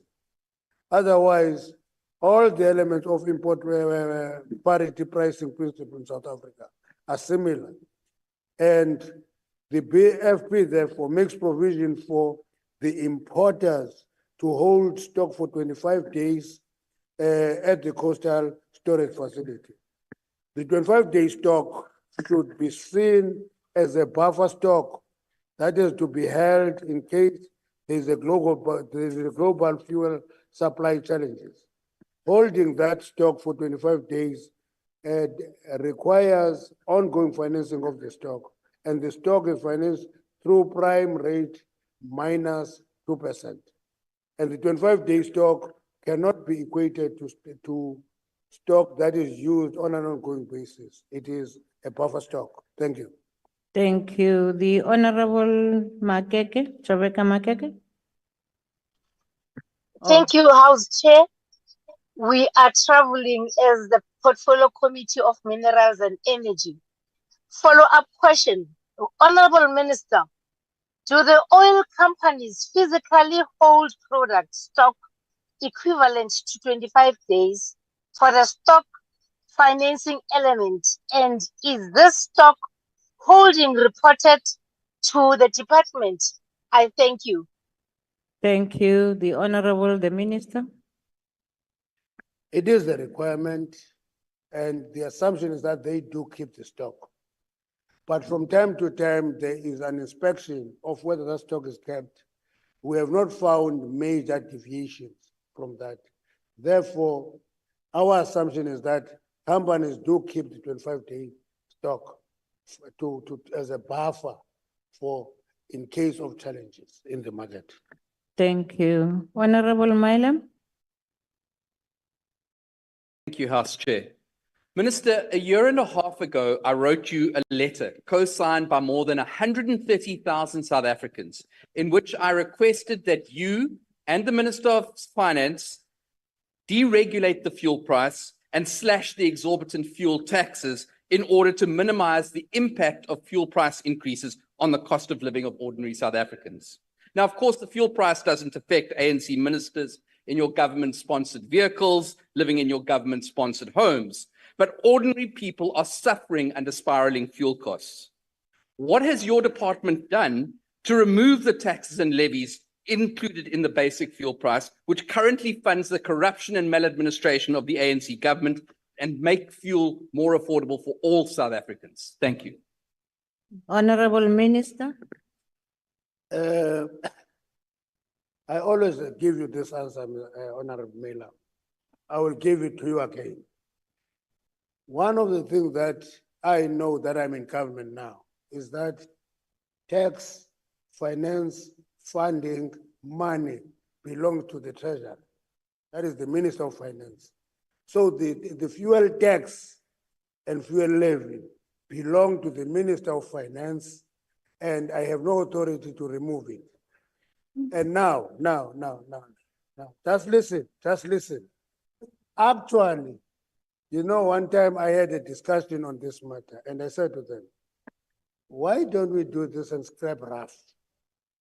And actually, the conclusion was that it will be hard hitting to the poor than to the elite. And therefore, it's up to us to think that we can't pay that tax to cushion the implication for the poor. And that is the proposal you are making, that remove that tax. If the poor is involved in an accident, they must sit to finish. And I don't think it's a wise advice, Honorable Mela. Thank you. Honorable Keza.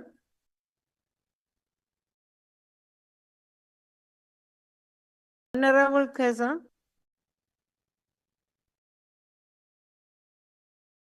Honorable Msimang. Thank you, Honorable House Chair. Honorable Minister, have there been any steps taken thus far by your department to implement said recommendation of the Portfolio Committee? If not, why not? And if so, what are the relevant details? Thank you, Honorable House Chair. Thank you, Honorable Member. Honorable Minister.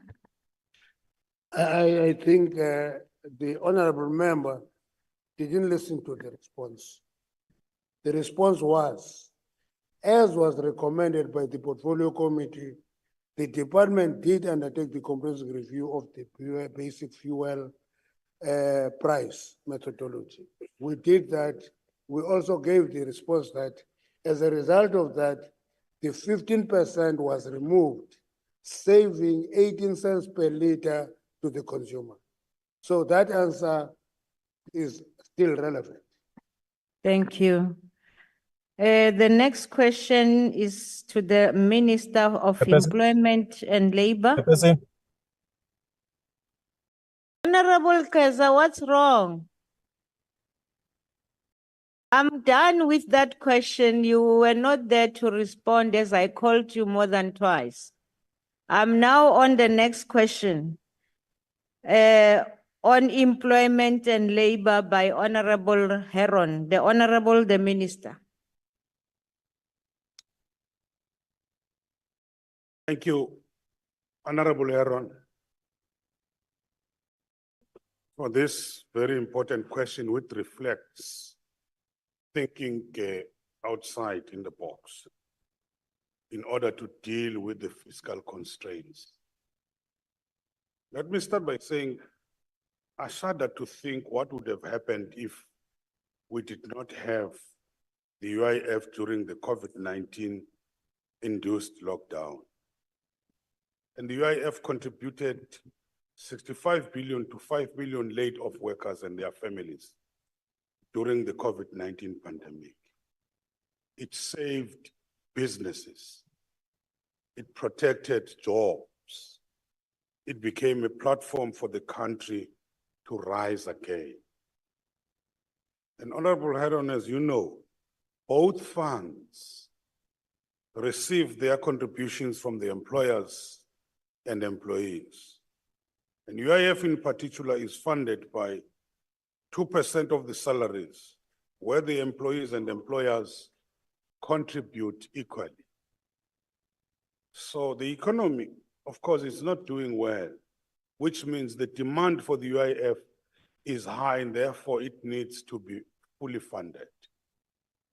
On the other hand, compensation fund is funded by the employer's contributions. Both funds are described as defined contributions and defined benefits. So the use of the funds is prescribed in both acts that establish them. And both funds are looking at contributing towards the 2 million jobs plan to reduce unemployment. And I'm very mindful that the departments, the public entities, and state agencies have the obligation to spend allocated budgets prudently and according to the relevant laws and regulations in whatever we want to use or want to tap from those funds. We must follow proper processes of consultations and approvals. Thank you. Thank you, Honorable Minister. Honorable Heron.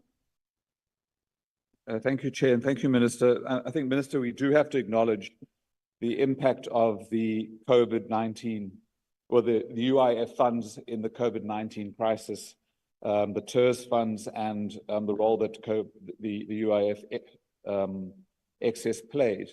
But given our low economic growth and poor job creation reality, the state should be responding with some sort of appropriate stimulus package, a package that would increase domestic demand, investment, and employment. We have read about the plan to use UIF funds to create 2 million jobs before the end of March at a cost to the UIF of 15 billion rand. But if those jobs are EPWP or temporary jobs, then we should really regard them as poverty alleviation interventions rather than job creation. But there are other options that we could consider for the use of the UIF excess funds that have accumulated.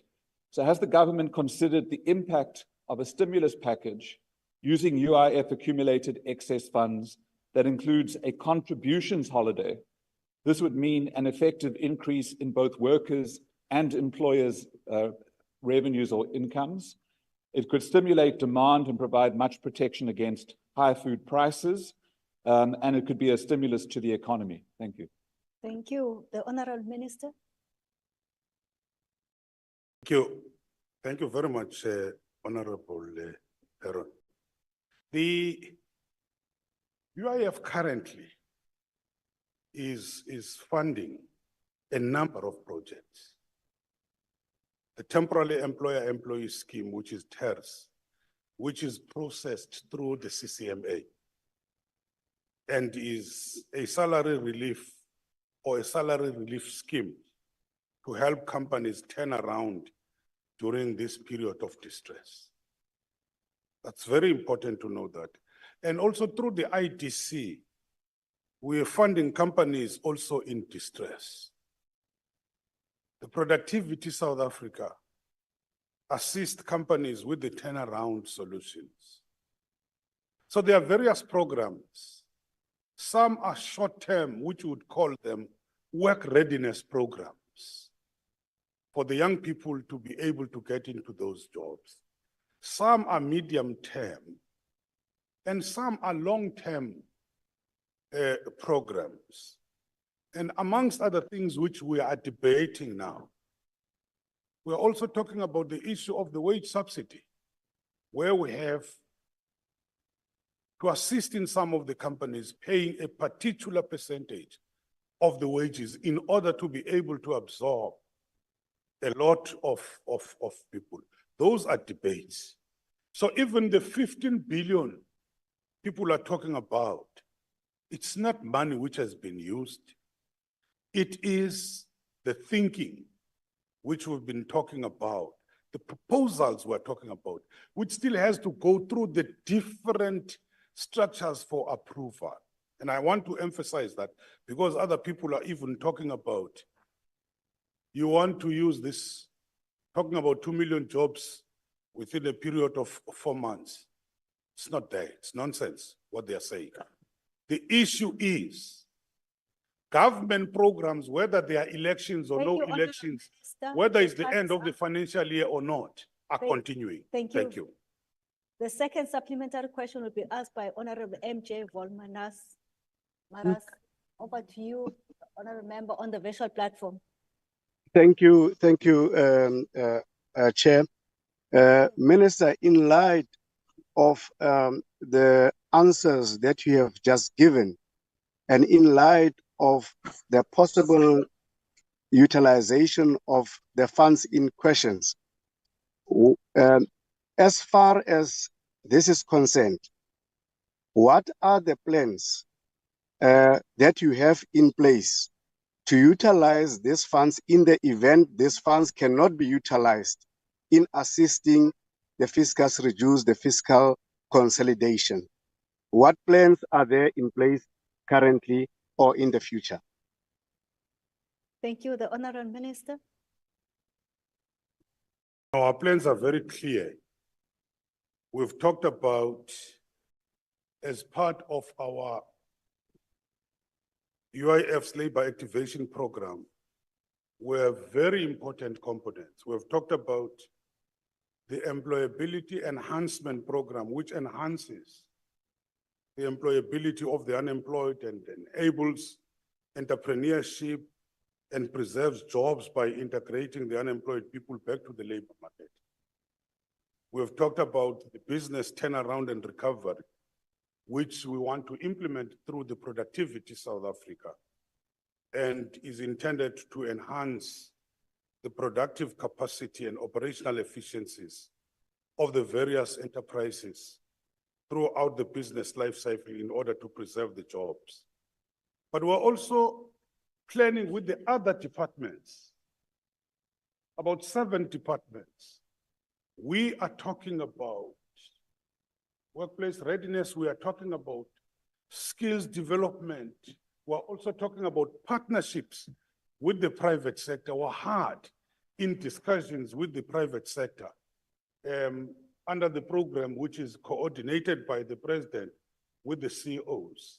The issue of job creation, the issue of work readiness and skills development is part of all the plans which we are talking about. Thank you very much. Thank you. The third supplementary question will be asked by Honorable MJ Kado. Thank you, Chair. Let me just say that given this government's track record of corruption and waste, as well as the parlous administrative state of the UIF and the compensation fund, many claimants don't receive their benefits. Giving the state the keys to surplus funds in order to ease fiscal constraints is probably not a good idea. Minister, we learn from media reports, and we've heard it echoed here today, that you've instructed the department to spend 15 billion rand in UIF and labor activation program funds to create these 2 million so-called work opportunities before the end of the financial year in March. With December being a dead month, that amounts to blowing 15 billion rand in a very short space of time. And we all know that these short-term work opportunities are not real jobs. But clearly you are in panic mode, having failed to meet your job creation targets, and you're now trying to shore up the ANC's vote ahead of next year's elections. Minister, can you tell this House why this mad idea is not a recipe for unbridled looting? Thank you so much. And how it will be different The Honourable to future Minister. capital deal? The Honourable Minister. Thank you, Chairperson. Thanks to the honorable member. You have said in the very same parliament, unemployment is one of the biggest crises we're facing. You have said in this parliament, most of your members have said that when they are debating the economy. When we come up with interventions to massify, you're talking about waste. We don't know what you're talking about. We have agreed that We must respond to the challenge of unemployment. We must massify the programs. And we are saying, and we're talking about, we are left with 3 months. The programs of government are multi-year. Some of the proposals here, you're talking about a 1-year program, you're talking about 2 years, you're talking about 3 years. We're not talking about the end of the financial year. We are talking about multi-year programs to respond to the unemployment in this particular country. And even the 15 billion you're talking about, please don't howl, just listen because I listened to you. You see, the 15 billion which we are talking about, it's the proposals to say, as part of the massification, we have to add these programs.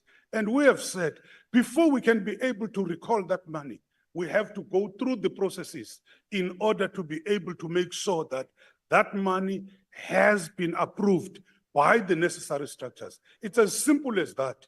It has nothing to do with what we are saying, it's a corrupt scheme. Unemployment is the biggest crisis now as we speak. We can't just be sitting with resources invested in some companies when we're faced with the biggest problem in the country. Thank you. Thank you.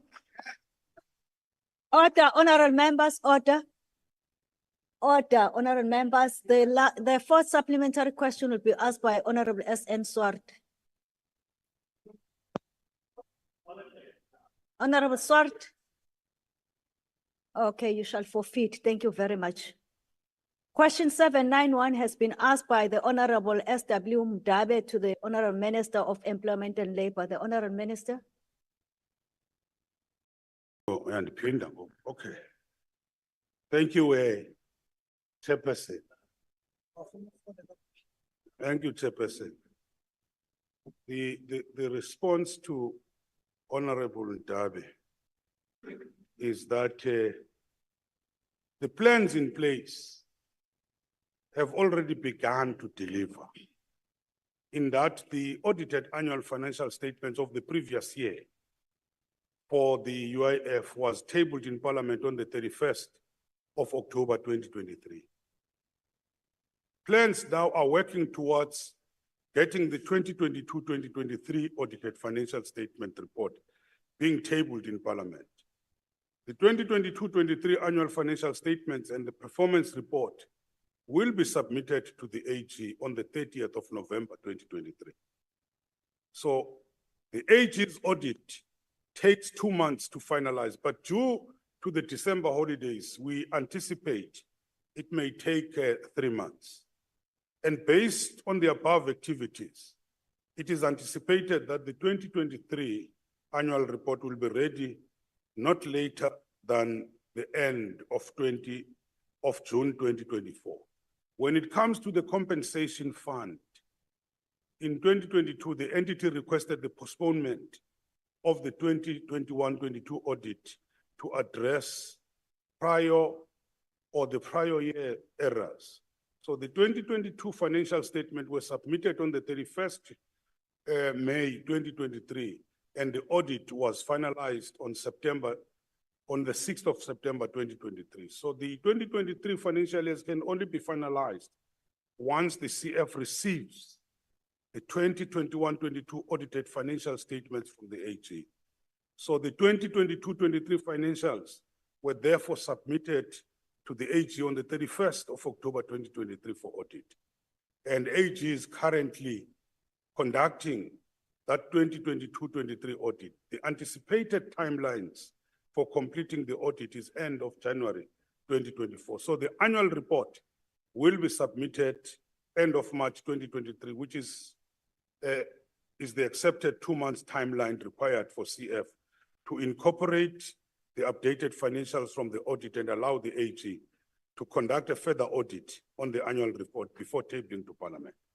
Thank you, Chairperson. Thank you. The first supplementary question will be asked by Honorable S.W. Mdabe. Over to you. Thank you. Honorable Nontsele. Thank you, House Chair.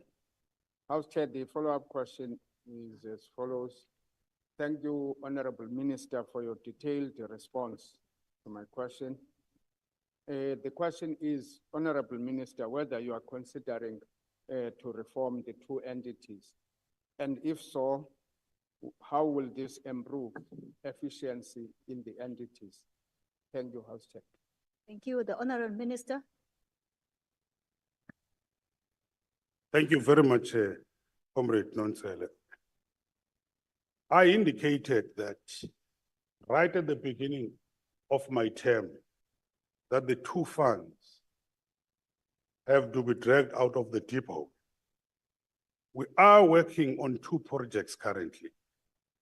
For the first project, we appointed the PwC to review the current UIF and CF structures and propose a structure that would enable both funds to be fit for purpose. So the report has been finalized and presented at the cabinet for approval. And as Minister, I believe that the independent project management team will be able to implement the proposed structure. Hence, I sought the approval from the cabinet, which was granted. So the second project is the separation of the two funds from the department. And for this project, we are using the GTEC at National Treasurer to assist in looking at the permutations that can be considered to make this possible. GTEC has submitted and presented their first report for consideration. So clearly, work is being done in order to fundamentally relook at the structures, at the systems, at the skills, and so on. Unless we do that, but in a systematic way, we are not going to be able to turn those funds around. Thank you. The second supplementary question will be asked by Honorable Beckham. Thank you, Madam Chair. Minister, I know the answer, but it begs the question. Do you really not have the capacity to have an audit done immediately? Minister, are you covering up for the well-connected ANC cadres who have sticky fingers? I'm not waving a small bag of coins like a miserable weasel. I'm referring to possible grand-scale theft of 5 billion rand, an allegation of 3 billion rand, and now the mother of all. Honorable Matuba, may you just, ICT, just take that member out of the system, please. Thank you. Sorry. Yes, no, she's out now. It's fine, you may proceed. So I'm referring to the grand scale theft of 5 billion, 3 billion, and now the mother of all crimes, 15 billion. A billion here and a billion there. Soon we're talking about serious money, Minister. What are you doing about it?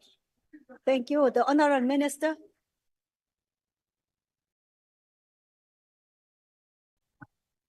You see, Order, honorable members. It's too loud. You You're can ta- heckle, you're but you talking can't about- just converse. a grand scale theft. If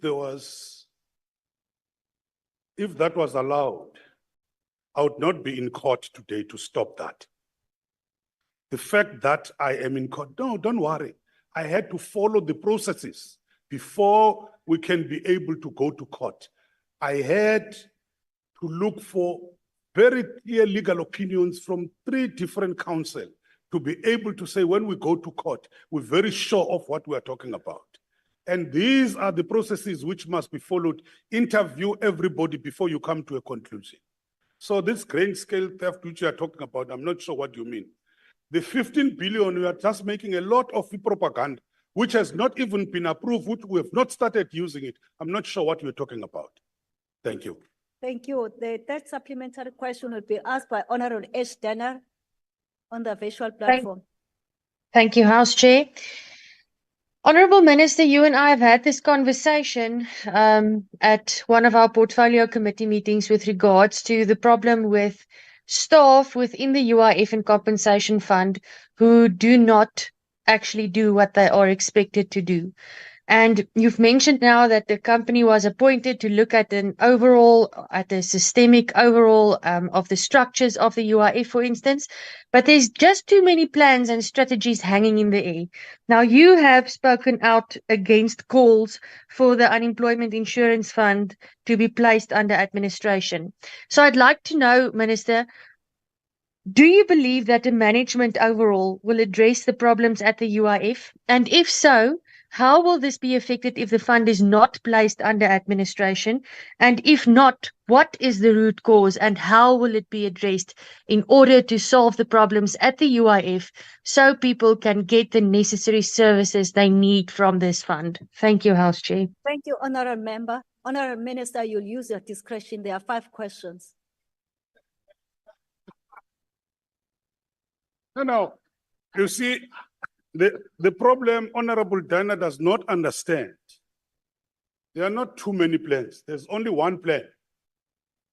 A plan which has been informed by a detailed diagnostic conducted by a reputable company, PwC, which looks into the different elements, looks at the structure, looks at the strategy, looks at the skills, and looks at the people. These are the areas which we are looking at. And we have agreed in order to turn this around, yes, there's a lot of limitations of the people who are inside that. Because it's like you're running a bank, you're running an insurance company. The skills which you need to run those entities are the skills which are outside in the private sector. That's why we are now talking about a project management office, which is going to pull those skills seconded from the private sector, who are going to also help us and work with those who are inside. And in order to turn this around, we've done it before. It has been done in public works, and we are continuing with that particular, to say partnerships with the with the private sector, with people with the necessary skills. It is going to help us. It's one project which is trying to turn these 2 funds around, not many projects. Thank you. Thank you. The 4th supplementary question will be asked by Honourable C.N. Mkhonto.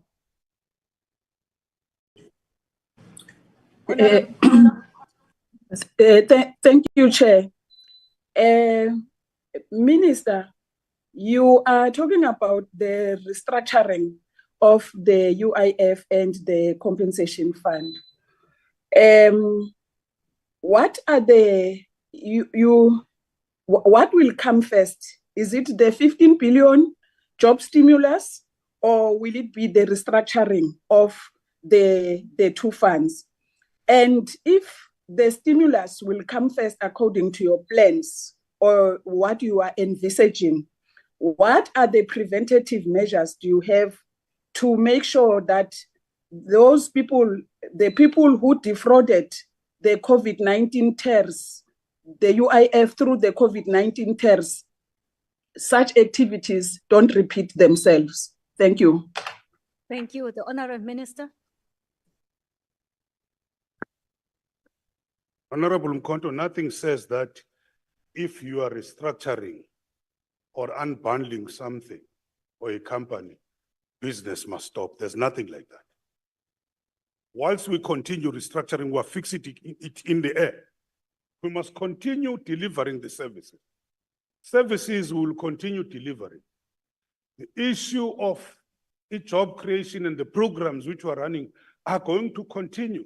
But what we have to do is to ensure that we tightened on our safety measures. That's why, for instance, we have said in any programs now as we run them, we are going to put the audit firms and what we would call top-level project managers. We're going to monitor on a quarterly basis. We get the reports on how those companies are performing and reports, financial reporting on what they are doing. It's part of the measures which we're going to adopt. But we can't, there's no way that we can say, in the midst of the crisis of unemployment, we're just going to sit and say restructuring first until such time that we've finished that process. What if that process, we've been told by a number of people that it can take 3 to 4, 5 years to restructure them to come to where you want them to be. Work must continue. We must continue paying the benefits of the different workers which they did. Thank you. Thank you. Honourable members, question 814 has been asked by Honourable D.W. Brecht to Honourable Minister of Forestry, Fisheries and Environment. Over to you, Honourable Minister. Thank you very much, Honourable Member. And let me at the outset say that our department is very concerned about the current crime spike that is taking place on Table Mountain. And since the 13th of November, we have been working with SANParks, the South African Police Services, the City of Cape Town, and the Western Cape Government to revive the Table Mountain Safety Forum and to share intelligence and officer deployment so that we can improve the safety outcomes on the mountain. With regard to the concern that the team members of SEAM are operating without firearms due to the expiry of firearm licenses, this is not the case. Those who have suitable qualifications have got firearm licenses. There are others who at the moment are not compliant with the Firearms Control Act.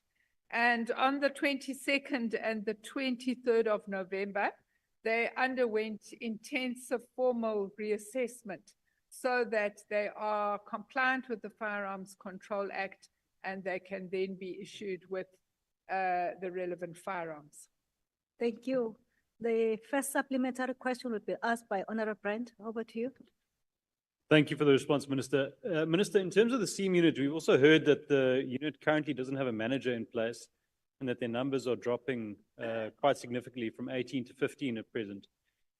We do know the City of Cape Town is already going above and beyond to provide additional security in the shape of law enforcement officers and other technology, and has successfully helped to carry out many operations on and around the mountain. And this is the type of intergovernmental cooperation that we need. But all spheres do need to come to the party. And Table Mountain National Park has an annual income of 300 million rand, yet only 97 million, a third of that's actually being spent on the mountain in the face of growing concerns around safety. According to the reports, the City of Cape Town's calculated that with 200 million rand, we could provide 400 dedicated and armed law enforcement officers for the mountain, which is 5 times more than at present. Can the Minister give more context as to why only a third of the revenue being generated is being spent on Table Mountain, and what is being done to increase the number of rangers on the mountain? Thank you. Thank you. The Honourable Minister. Thank you very much, Honourable Bryant. I think that what you know is that SANParks operates as a unit. We have 19 national parks. Table Mountain National Park, specifically Cape Point and the Boulders facility, are the big revenue generators. And that revenue is shared, as is the Kruger revenue, with all the parks, all 19 parks. So that is why not all of that revenue is allocated to Table Mountain National Park. One of the complexities we both know is that Table Mountain National Park is an open access park. So unlike other parks where we have fences, gate controls, and so on, the safety issues are much more complicated. Because we are concerned and because we believe that it is a very important tourist facility, we have met with the Tourism Business Council of South Africa, and we have asked them if they could assist us with funding the services of 84 supplementary security personnel over the period of the 1st of December to the 31st of March. These security personnel will patrol, they will liaise with other security clusters, they'll protect property and staff, they'll apprehend trespassers and report incidents. So we are hopeful that this partnership will take place, and we are doing everything we can to secure it. Obviously, what we hope is by that stage, we will have sorted out the qualifications of the SEAM task members so that we would also have more armed personnel on the ground going forward. Thank you very much. Thank you. The second supplementary question will be asked Honorable TVB Mkuno.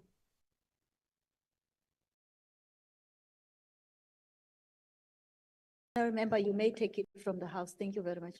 Thank you, Chair. I will take question on behalf of Honorable Mkuno. Minister, what is the plan in place to ensure the safety in key national parks, which are areas of tourist destination, especially since we are heading into a festive season? And what have been identified as a challenges to be addressed to ensure safety in these areas? Thank you. Thank you, Honorable Kela. The Honorable Minister. Thank you very much, Honourable Member. I think I've already spoken about what we are doing with the Tourism Council to try and improve safety on Table Mountain and the surrounding national park. Another crime hotspot, as we all know, is some of the approach roads to the Kruger National Park, particularly the road that goes to the Kruger Gate. What we are doing there is similarly, we are working with the Business Council to put, well, they have in fact for some time put armed security on that road. We have also done extensive liaison work with communities who live along that road to explain the importance of tourism for the revenue at the park and also for the jobs that the park provides for the surrounding communities, as well as the opportunities the park provides for SMMEs to sell goods and services, as well as tourism offerings in the park itself. We found that this approach is quite good, and that there has become more interest in the surrounding communities in helping to protect visitors traveling on that road. And obviously, we will be monitoring the situation closely to see whether this approach is yielding the desired results. Thank you very much. Thank you, Honorable Minister. The third supplementary question will be asked by Honorable M.N. Paulson. Honorable Paulson. Thank you, Chairperson, and thank you, Minister. Minister, the incidence of attacks in our national parks and mountains is not new. And there are new technologies, Minister, in the form of drone technologies that can, if implemented properly, drastically reduce, if not eradicate, criminality in our mountains. Has the department considered this technology to ensure the safety of visitors to our parks and mountains? And I think, Minister, it was mentioned before in one of the previous questions, the ANC government must not fear technology. It's here to stay. It's going to get better and it can make our lives better. So what are the chances of your department adopting newer technologies to provide for the safety and security of visitors and public to the national parks and game reserves? Thank you very much. Thank you. The Honourable Minister. Thank you very much, Honourable Paulson, and I agree with you that it's important not to fear technology.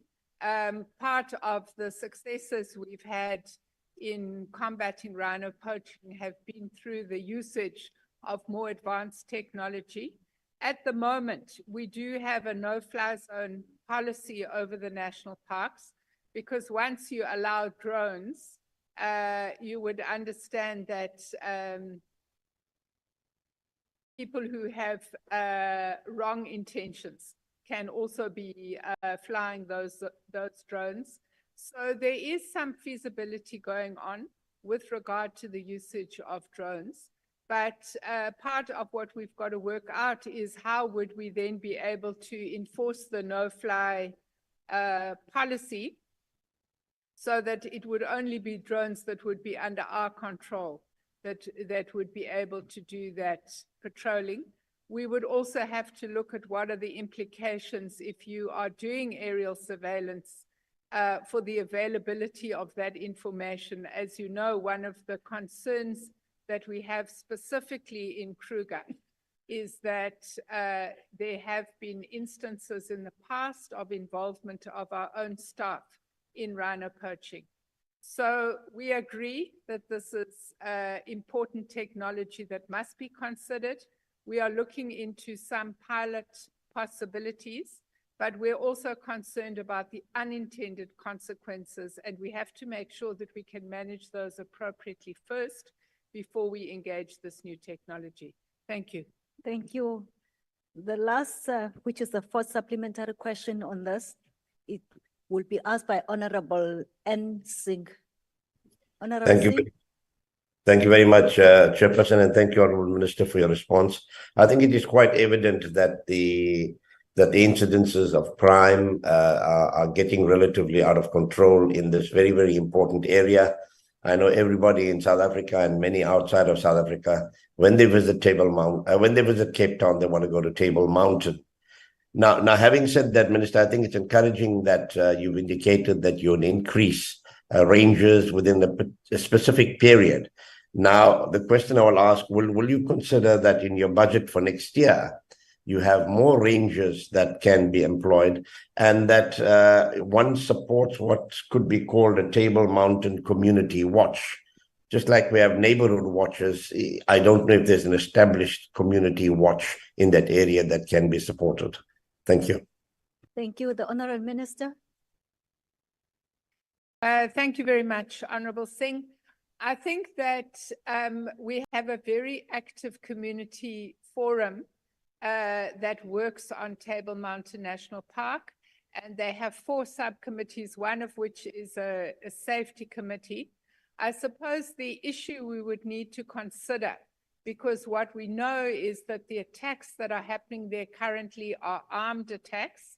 We would have to consider the utilization of reservists or other persons who would operate in a voluntary capacity, but would have the right to bear arms. And of course, that's a complicated issue because there's also various human rights issues concerned. So we're not opposed to the issue that you are suggesting, but we have to make sure that it would be in terms of relevant legislation. Thank you very much. Thank you, Honorable Minister. Question 2829 has been asked by Honorable B.J. Mkhwebane to the Honorable Minister of Communications and Digital Technologies. The Honorable Minister.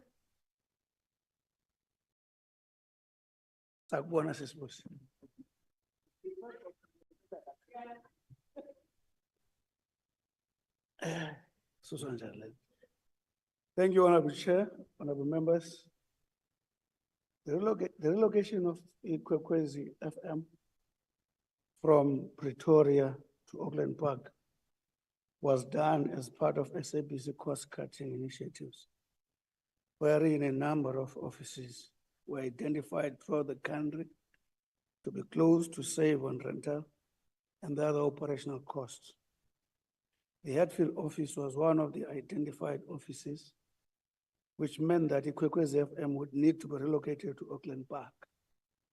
This move did not have any negative impact on the station's delivery, on its mandate or ICASA regulations.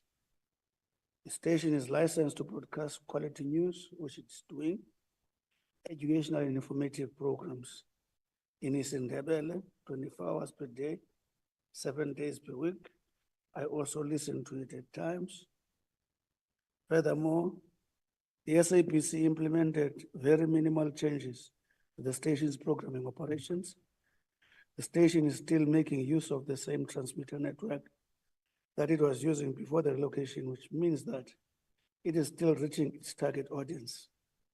In terms of the geographic spread of audiences, majority of the Ikwekwezi FM listeners are spread across Mpumalanga, Gauteng, and Limpopo, which means that any one of these regions can play host to the station.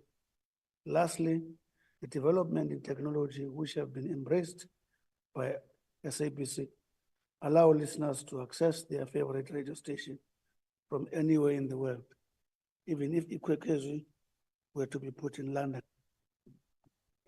Thank you. The first supplementary question will be asked by Honorable B.J. Mkhwebane. Over to you. Lotshani Baba. According to ICASA regulations, when the issue of license is issued, it is compulsory that the station should be where the listeners reside. So in Mpumalanga, it's so unfortunate that all the radio stations which are broadcasting in African languages are based in the provinces where their listeners are residing, all of them.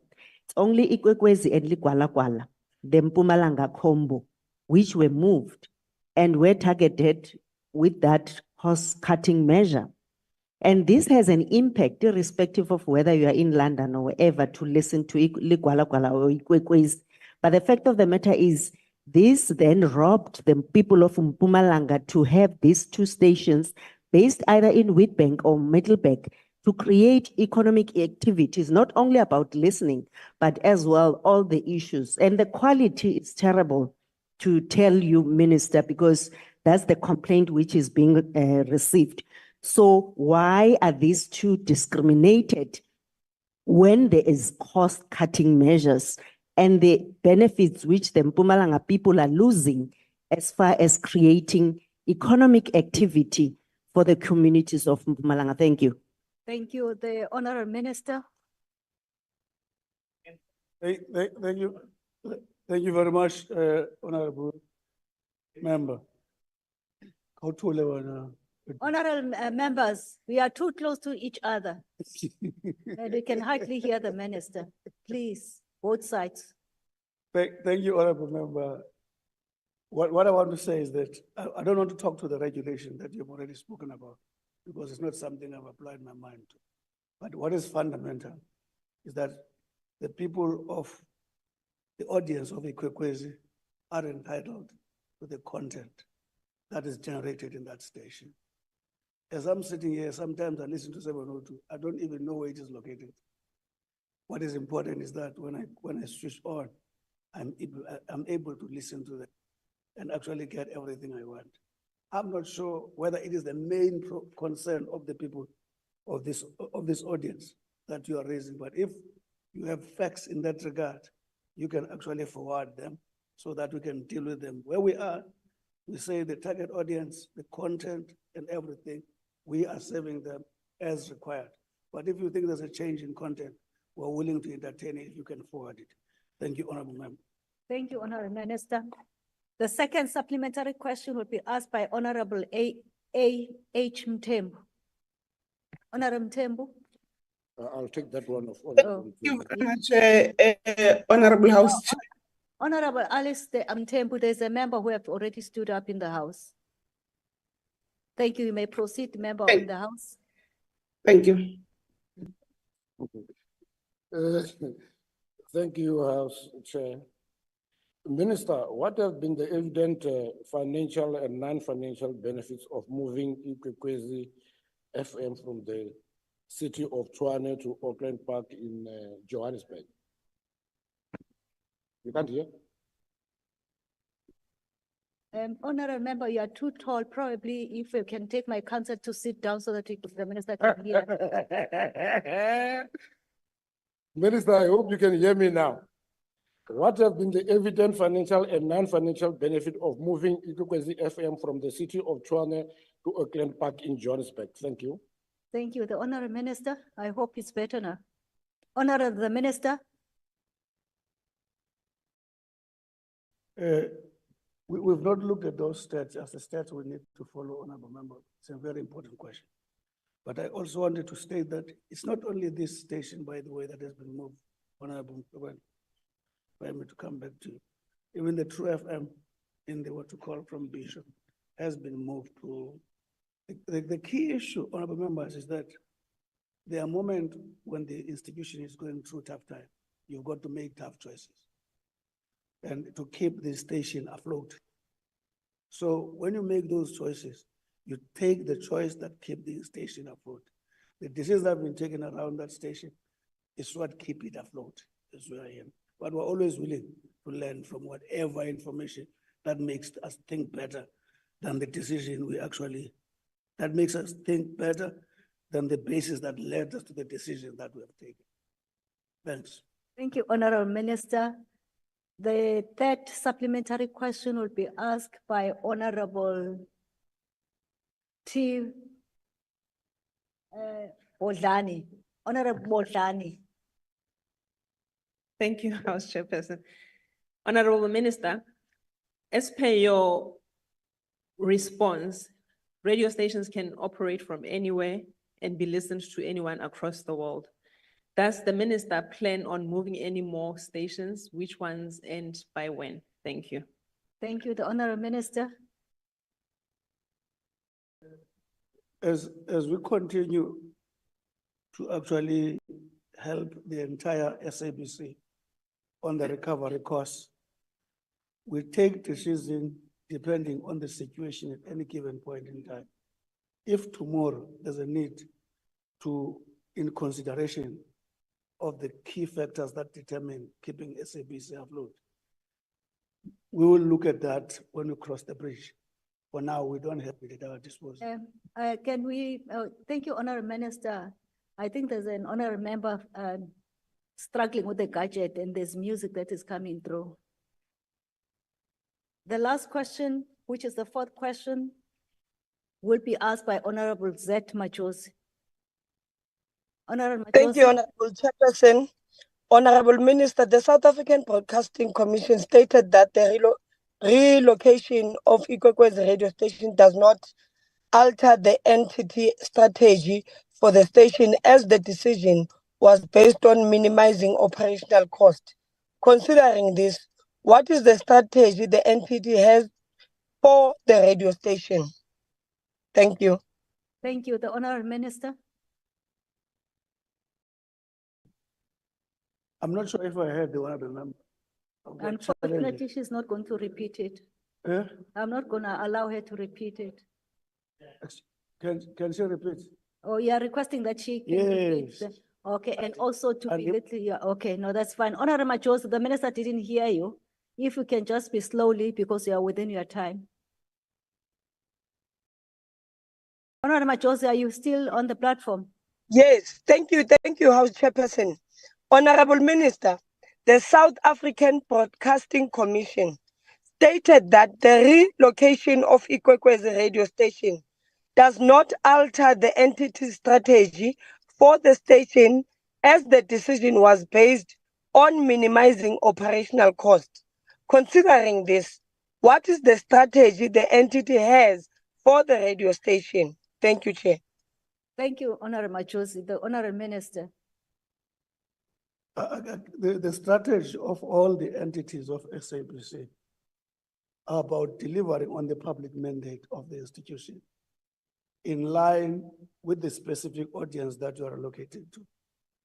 It applies to Ikwekwezi FM in terms of culture, the diversity they must protect, informative exercise, ensuring that they broadcast the news, they create opportunities for the audience to engage on South African matters.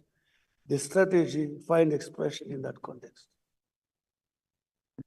Thank you, Honorable Minister.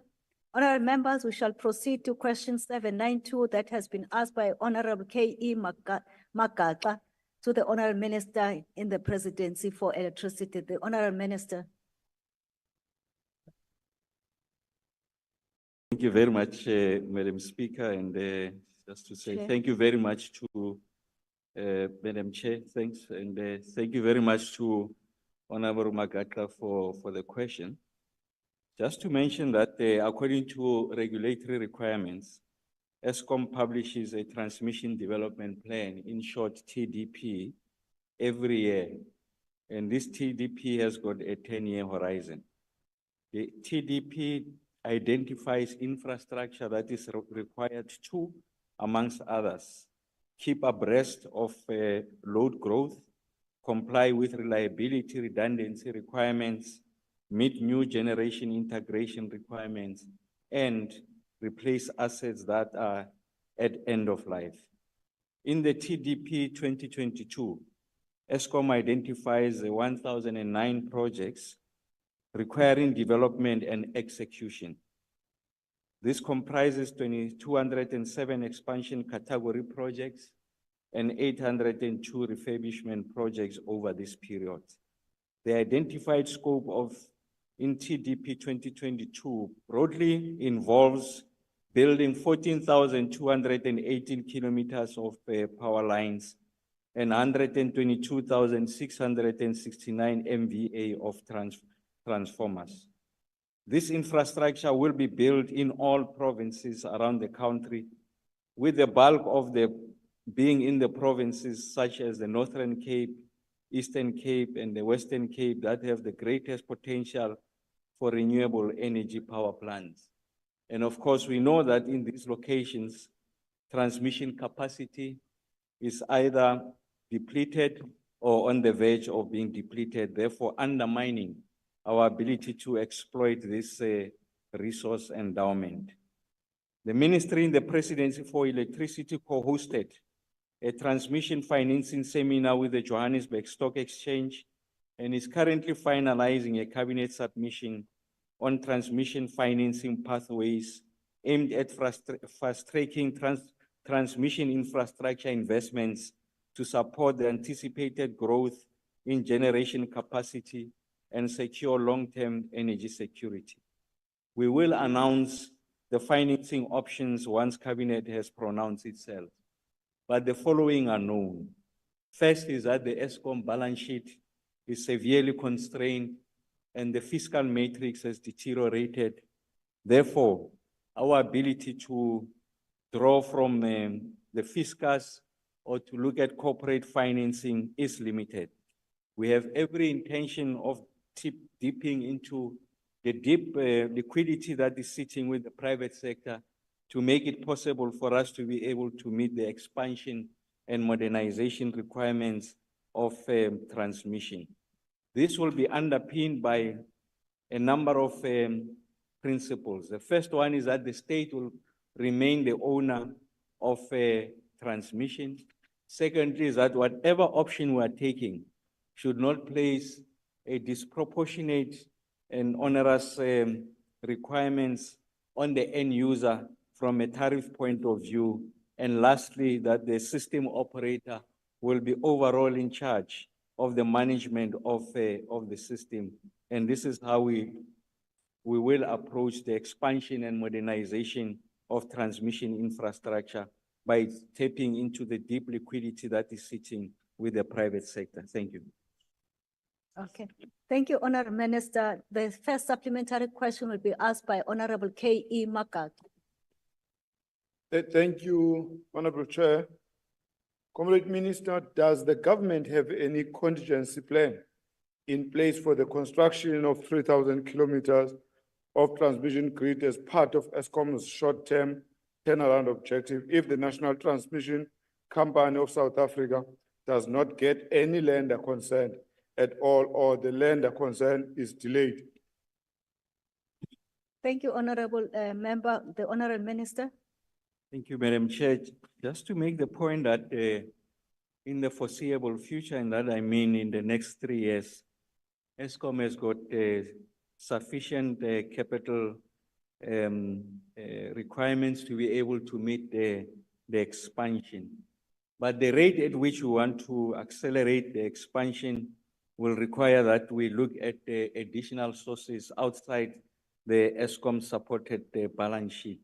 And it is for this reason that we are looking at multiplicity of options that will be available to us to ensure that we are able to aggressively expand and modernize the transmission so that we are able to accommodate the new sources of generation, in particular renewables that are located in areas of significant transmission capacity deficit. As mentioned earlier, this will be our Cape provinces of the Northern Cape, Eastern Cape, and the Western Cape. So the long and short is that we'll seek to buttress the resources that are sitting with the ESCOM, like I said, in terms of their own projection going into the future, the next 3 years, they have that capital instrument available. But the rate and pace at which we want to roll out this transmission infrastructure will require of us to look at other transmission financing sources. And that's why we are expanding the flow of those options to ensure that we go beyond the fiscus, we go beyond the ESCOM balance sheet, and we tap into the liquidity that is sitting with the private sector. Thank you. Thank you. The second supplementary question will be asked by Honorable J.K. Mayhem. Over to you. Thank you, House Chairperson. Minister, our transmission infrastructure is outdated and incapable of meeting demand, as a result of ANC incompetence and mismanagement. We saw evidence of this during the REIPP bid window 6, in which a number of potential independent power producers were disqualified because of a lack of transmission capacity. So your comments about investment in the transmission development plan are very welcome. And yet, much of our grid remains tied up in allocations for projects like car power ships, Minister Mantashe, that have failed to meet the bid criteria and are unlikely to ever see the light of day. In the face of stage 5 and 6 load shedding, what is your government doing to terminate those projects and free up grid resources for other independent power producers to connect more generation capacity to the grid as quickly as possible? Thank you, the Honourable Minister. Thank you very much, Madam Chair, and thanks for the question. I think your understanding of the configuration of the South African grid does not appreciate the historic context of the density of the grid. Remember that how the grid is configured is such that the power stations are located at the mouth of the fuel source. And in this instance, the fuel source is cheap and bad quality coal that is located in the Highveld area. And that's why you have the density of the grid that is located in those areas. So it has no relationship with what is alleged to be ANC mismanagement. It's just an appreciation of the fuel source and the kind of agenda that we're pursuing in order for us to be able to generate sufficient capacity to meet the growth of the country. So the two are not related, assuming that your allegation is correct, but it's a fact of history and also just engineering, just the configuration of the grid. And then when we come to the issues of powership is a process that is spearheaded by the IPP office. I have no business to enter into the space of procurement. It's following its own regulatory processes. They must get the licenses as required, but as part of getting to financial close, they had to get grid access and they complied with the rules that govern our emergency procurement. So it's not my intention to reconfigure or revise the rules in the middle of the game. It will find its way within the legal framework so that it will be left to that legal framework. But to the extent that we want to connect the new renewable energy capacity, I've made the point in responding to Honorable Magatra's question that yes, we want to expand and modernize the grid by about 14,000 kilometers in the next 10 years, and the concentration of that expansion and modernization will be in the Cape provinces. Thanks. Thank you. The third supplementary question will be asked by Honorable M. Manyi. Thank you, House Chair. Minister, the people of South Africa are nervous and suspicious. Could the minister once and for all clarify the stance of government on privatization of Eskom? The National Transmission Company of South Africa helps to bring more context into this. It's like the World Bank has captured Eskom. What is the extent of the involvement of World Bank on Eskom? And why did the minister need the Eskom consent, need the consent of World Bank to do whatever restructuring the entity needed to do? Thank you. Thank you, the Honorable Minister. No, thank you very much. I nearly said Brajimi, Honorable Manyi, yes, because I'm familiar with him outside this space. I apologize. I apologize for that. I thought that the initial question was on transmission, and I'm going to confine myself to the issues of transmission in relation to the dismembering of Eskom and undermining vertical integration. And to the best of my recollection, and in fact, this is fact, is that there is no intention to privatize the transmission company of South Africa. It will remain a subsidiary of Eskom, and as we know that Eskom still remains an SOE, and government is a 100% shareholder. In terms of ensuring that we get to a stage where we are able to establish a transmission company, we needed to get 3 licenses. The one is a transmission license. The other one is an import and export license. The other one is a trading license, and those licenses have been issued.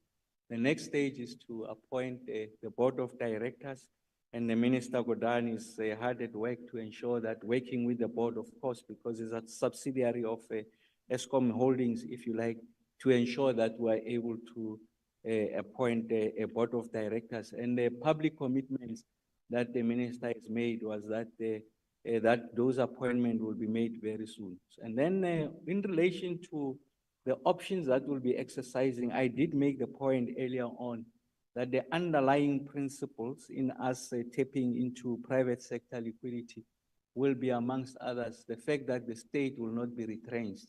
By that, I mean the state remains the sole custodian of the ownership of the transmission. And this is a best practice across the world, is a national strategic asset, and the state is not about to relinquish ownership of the national strategic asset. And that's the approach that we are taking. Thank you, Madam Chair. Thank you.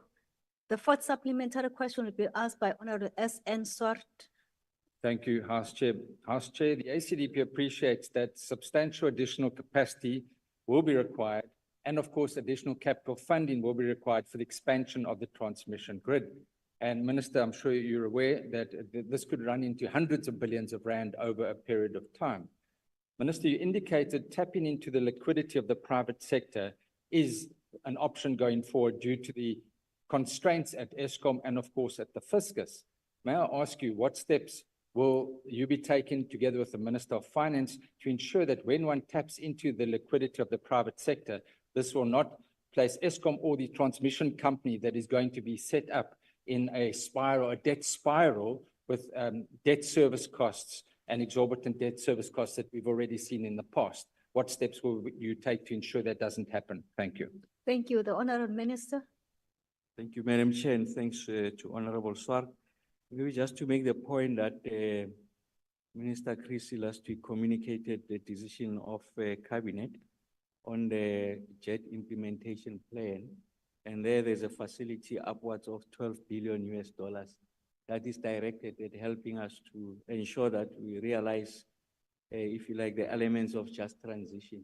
And chief amongst those is investment in relation to transmission.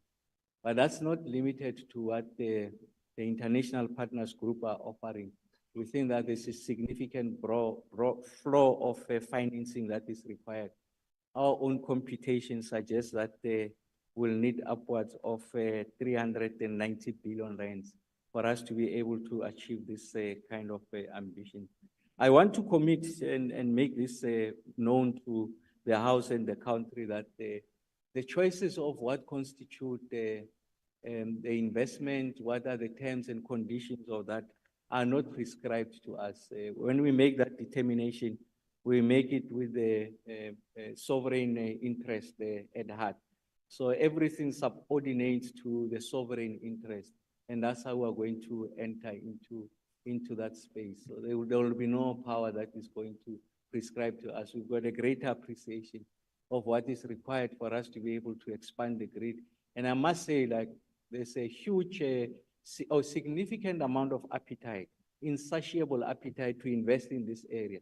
But the point I want to impress is that we are not the only one in the globe that are looking for this kind of resources. And it's not like it's ring-fenced just for South Africa. Speed is important, agility is important, addressing the socio-economic imperatives of the country is important. So, Honorable Swart, I really want to give you the assurance that all of those will be taken into account when we make these choices going into the future. Thanks, Madam Chair. Thank you, Honorable Minister.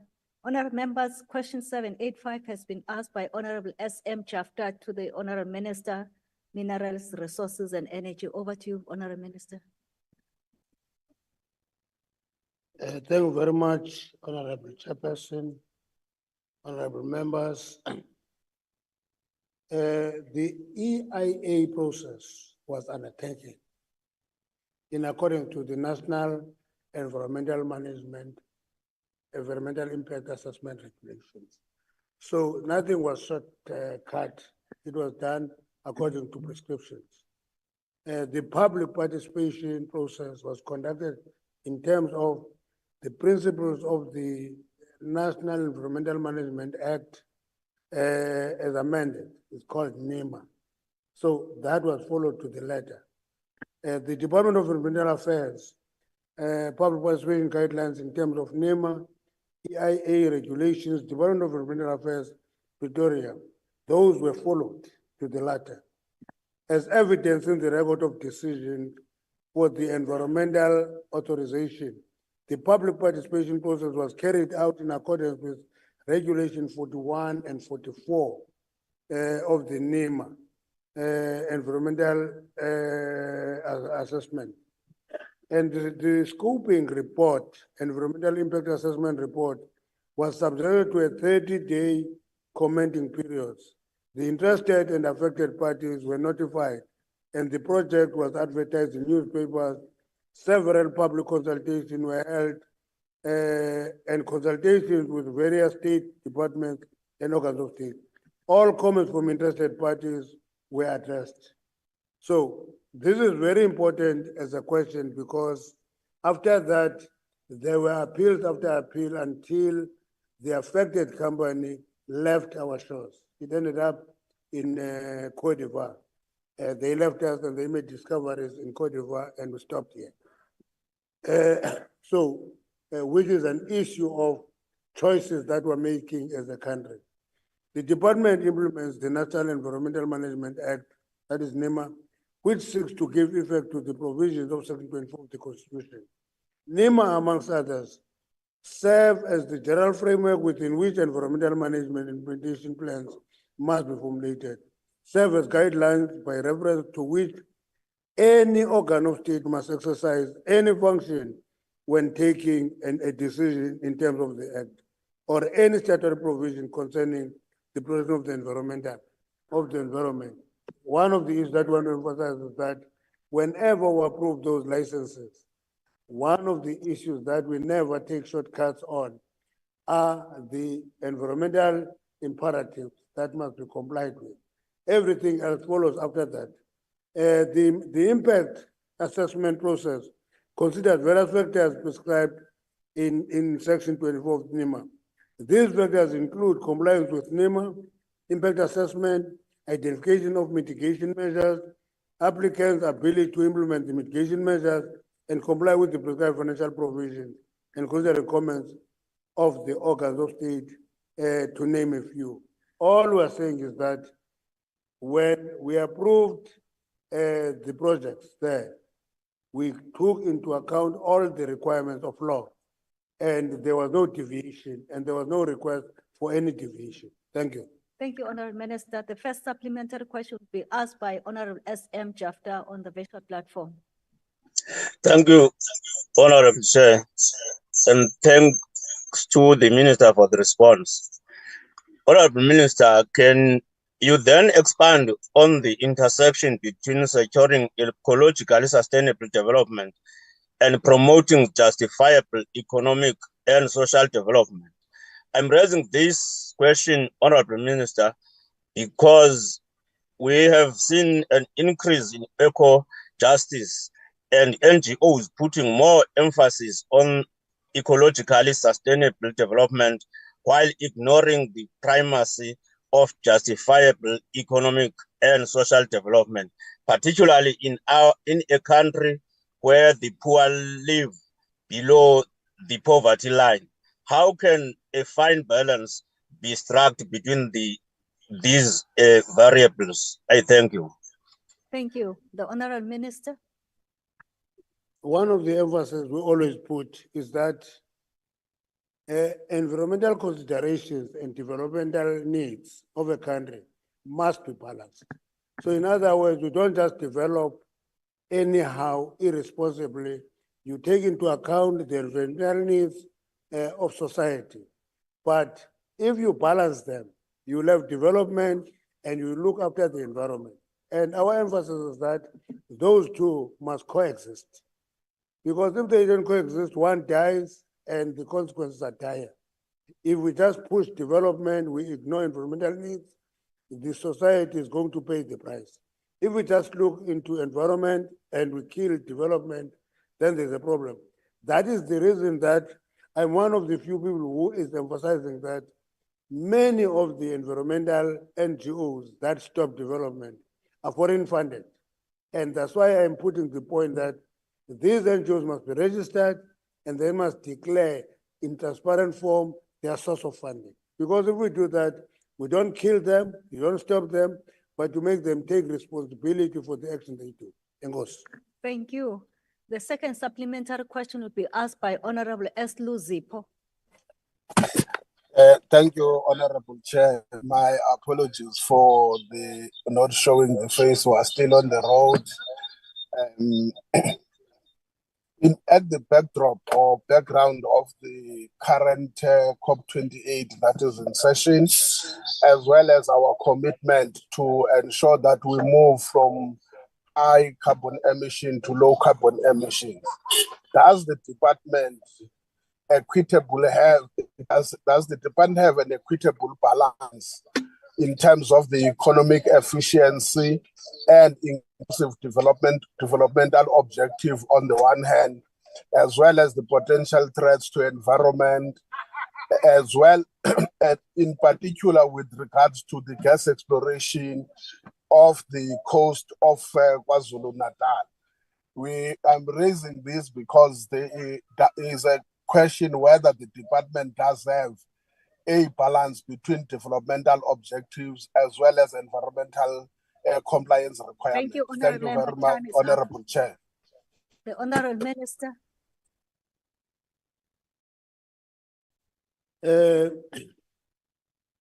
Let me be brief on this one.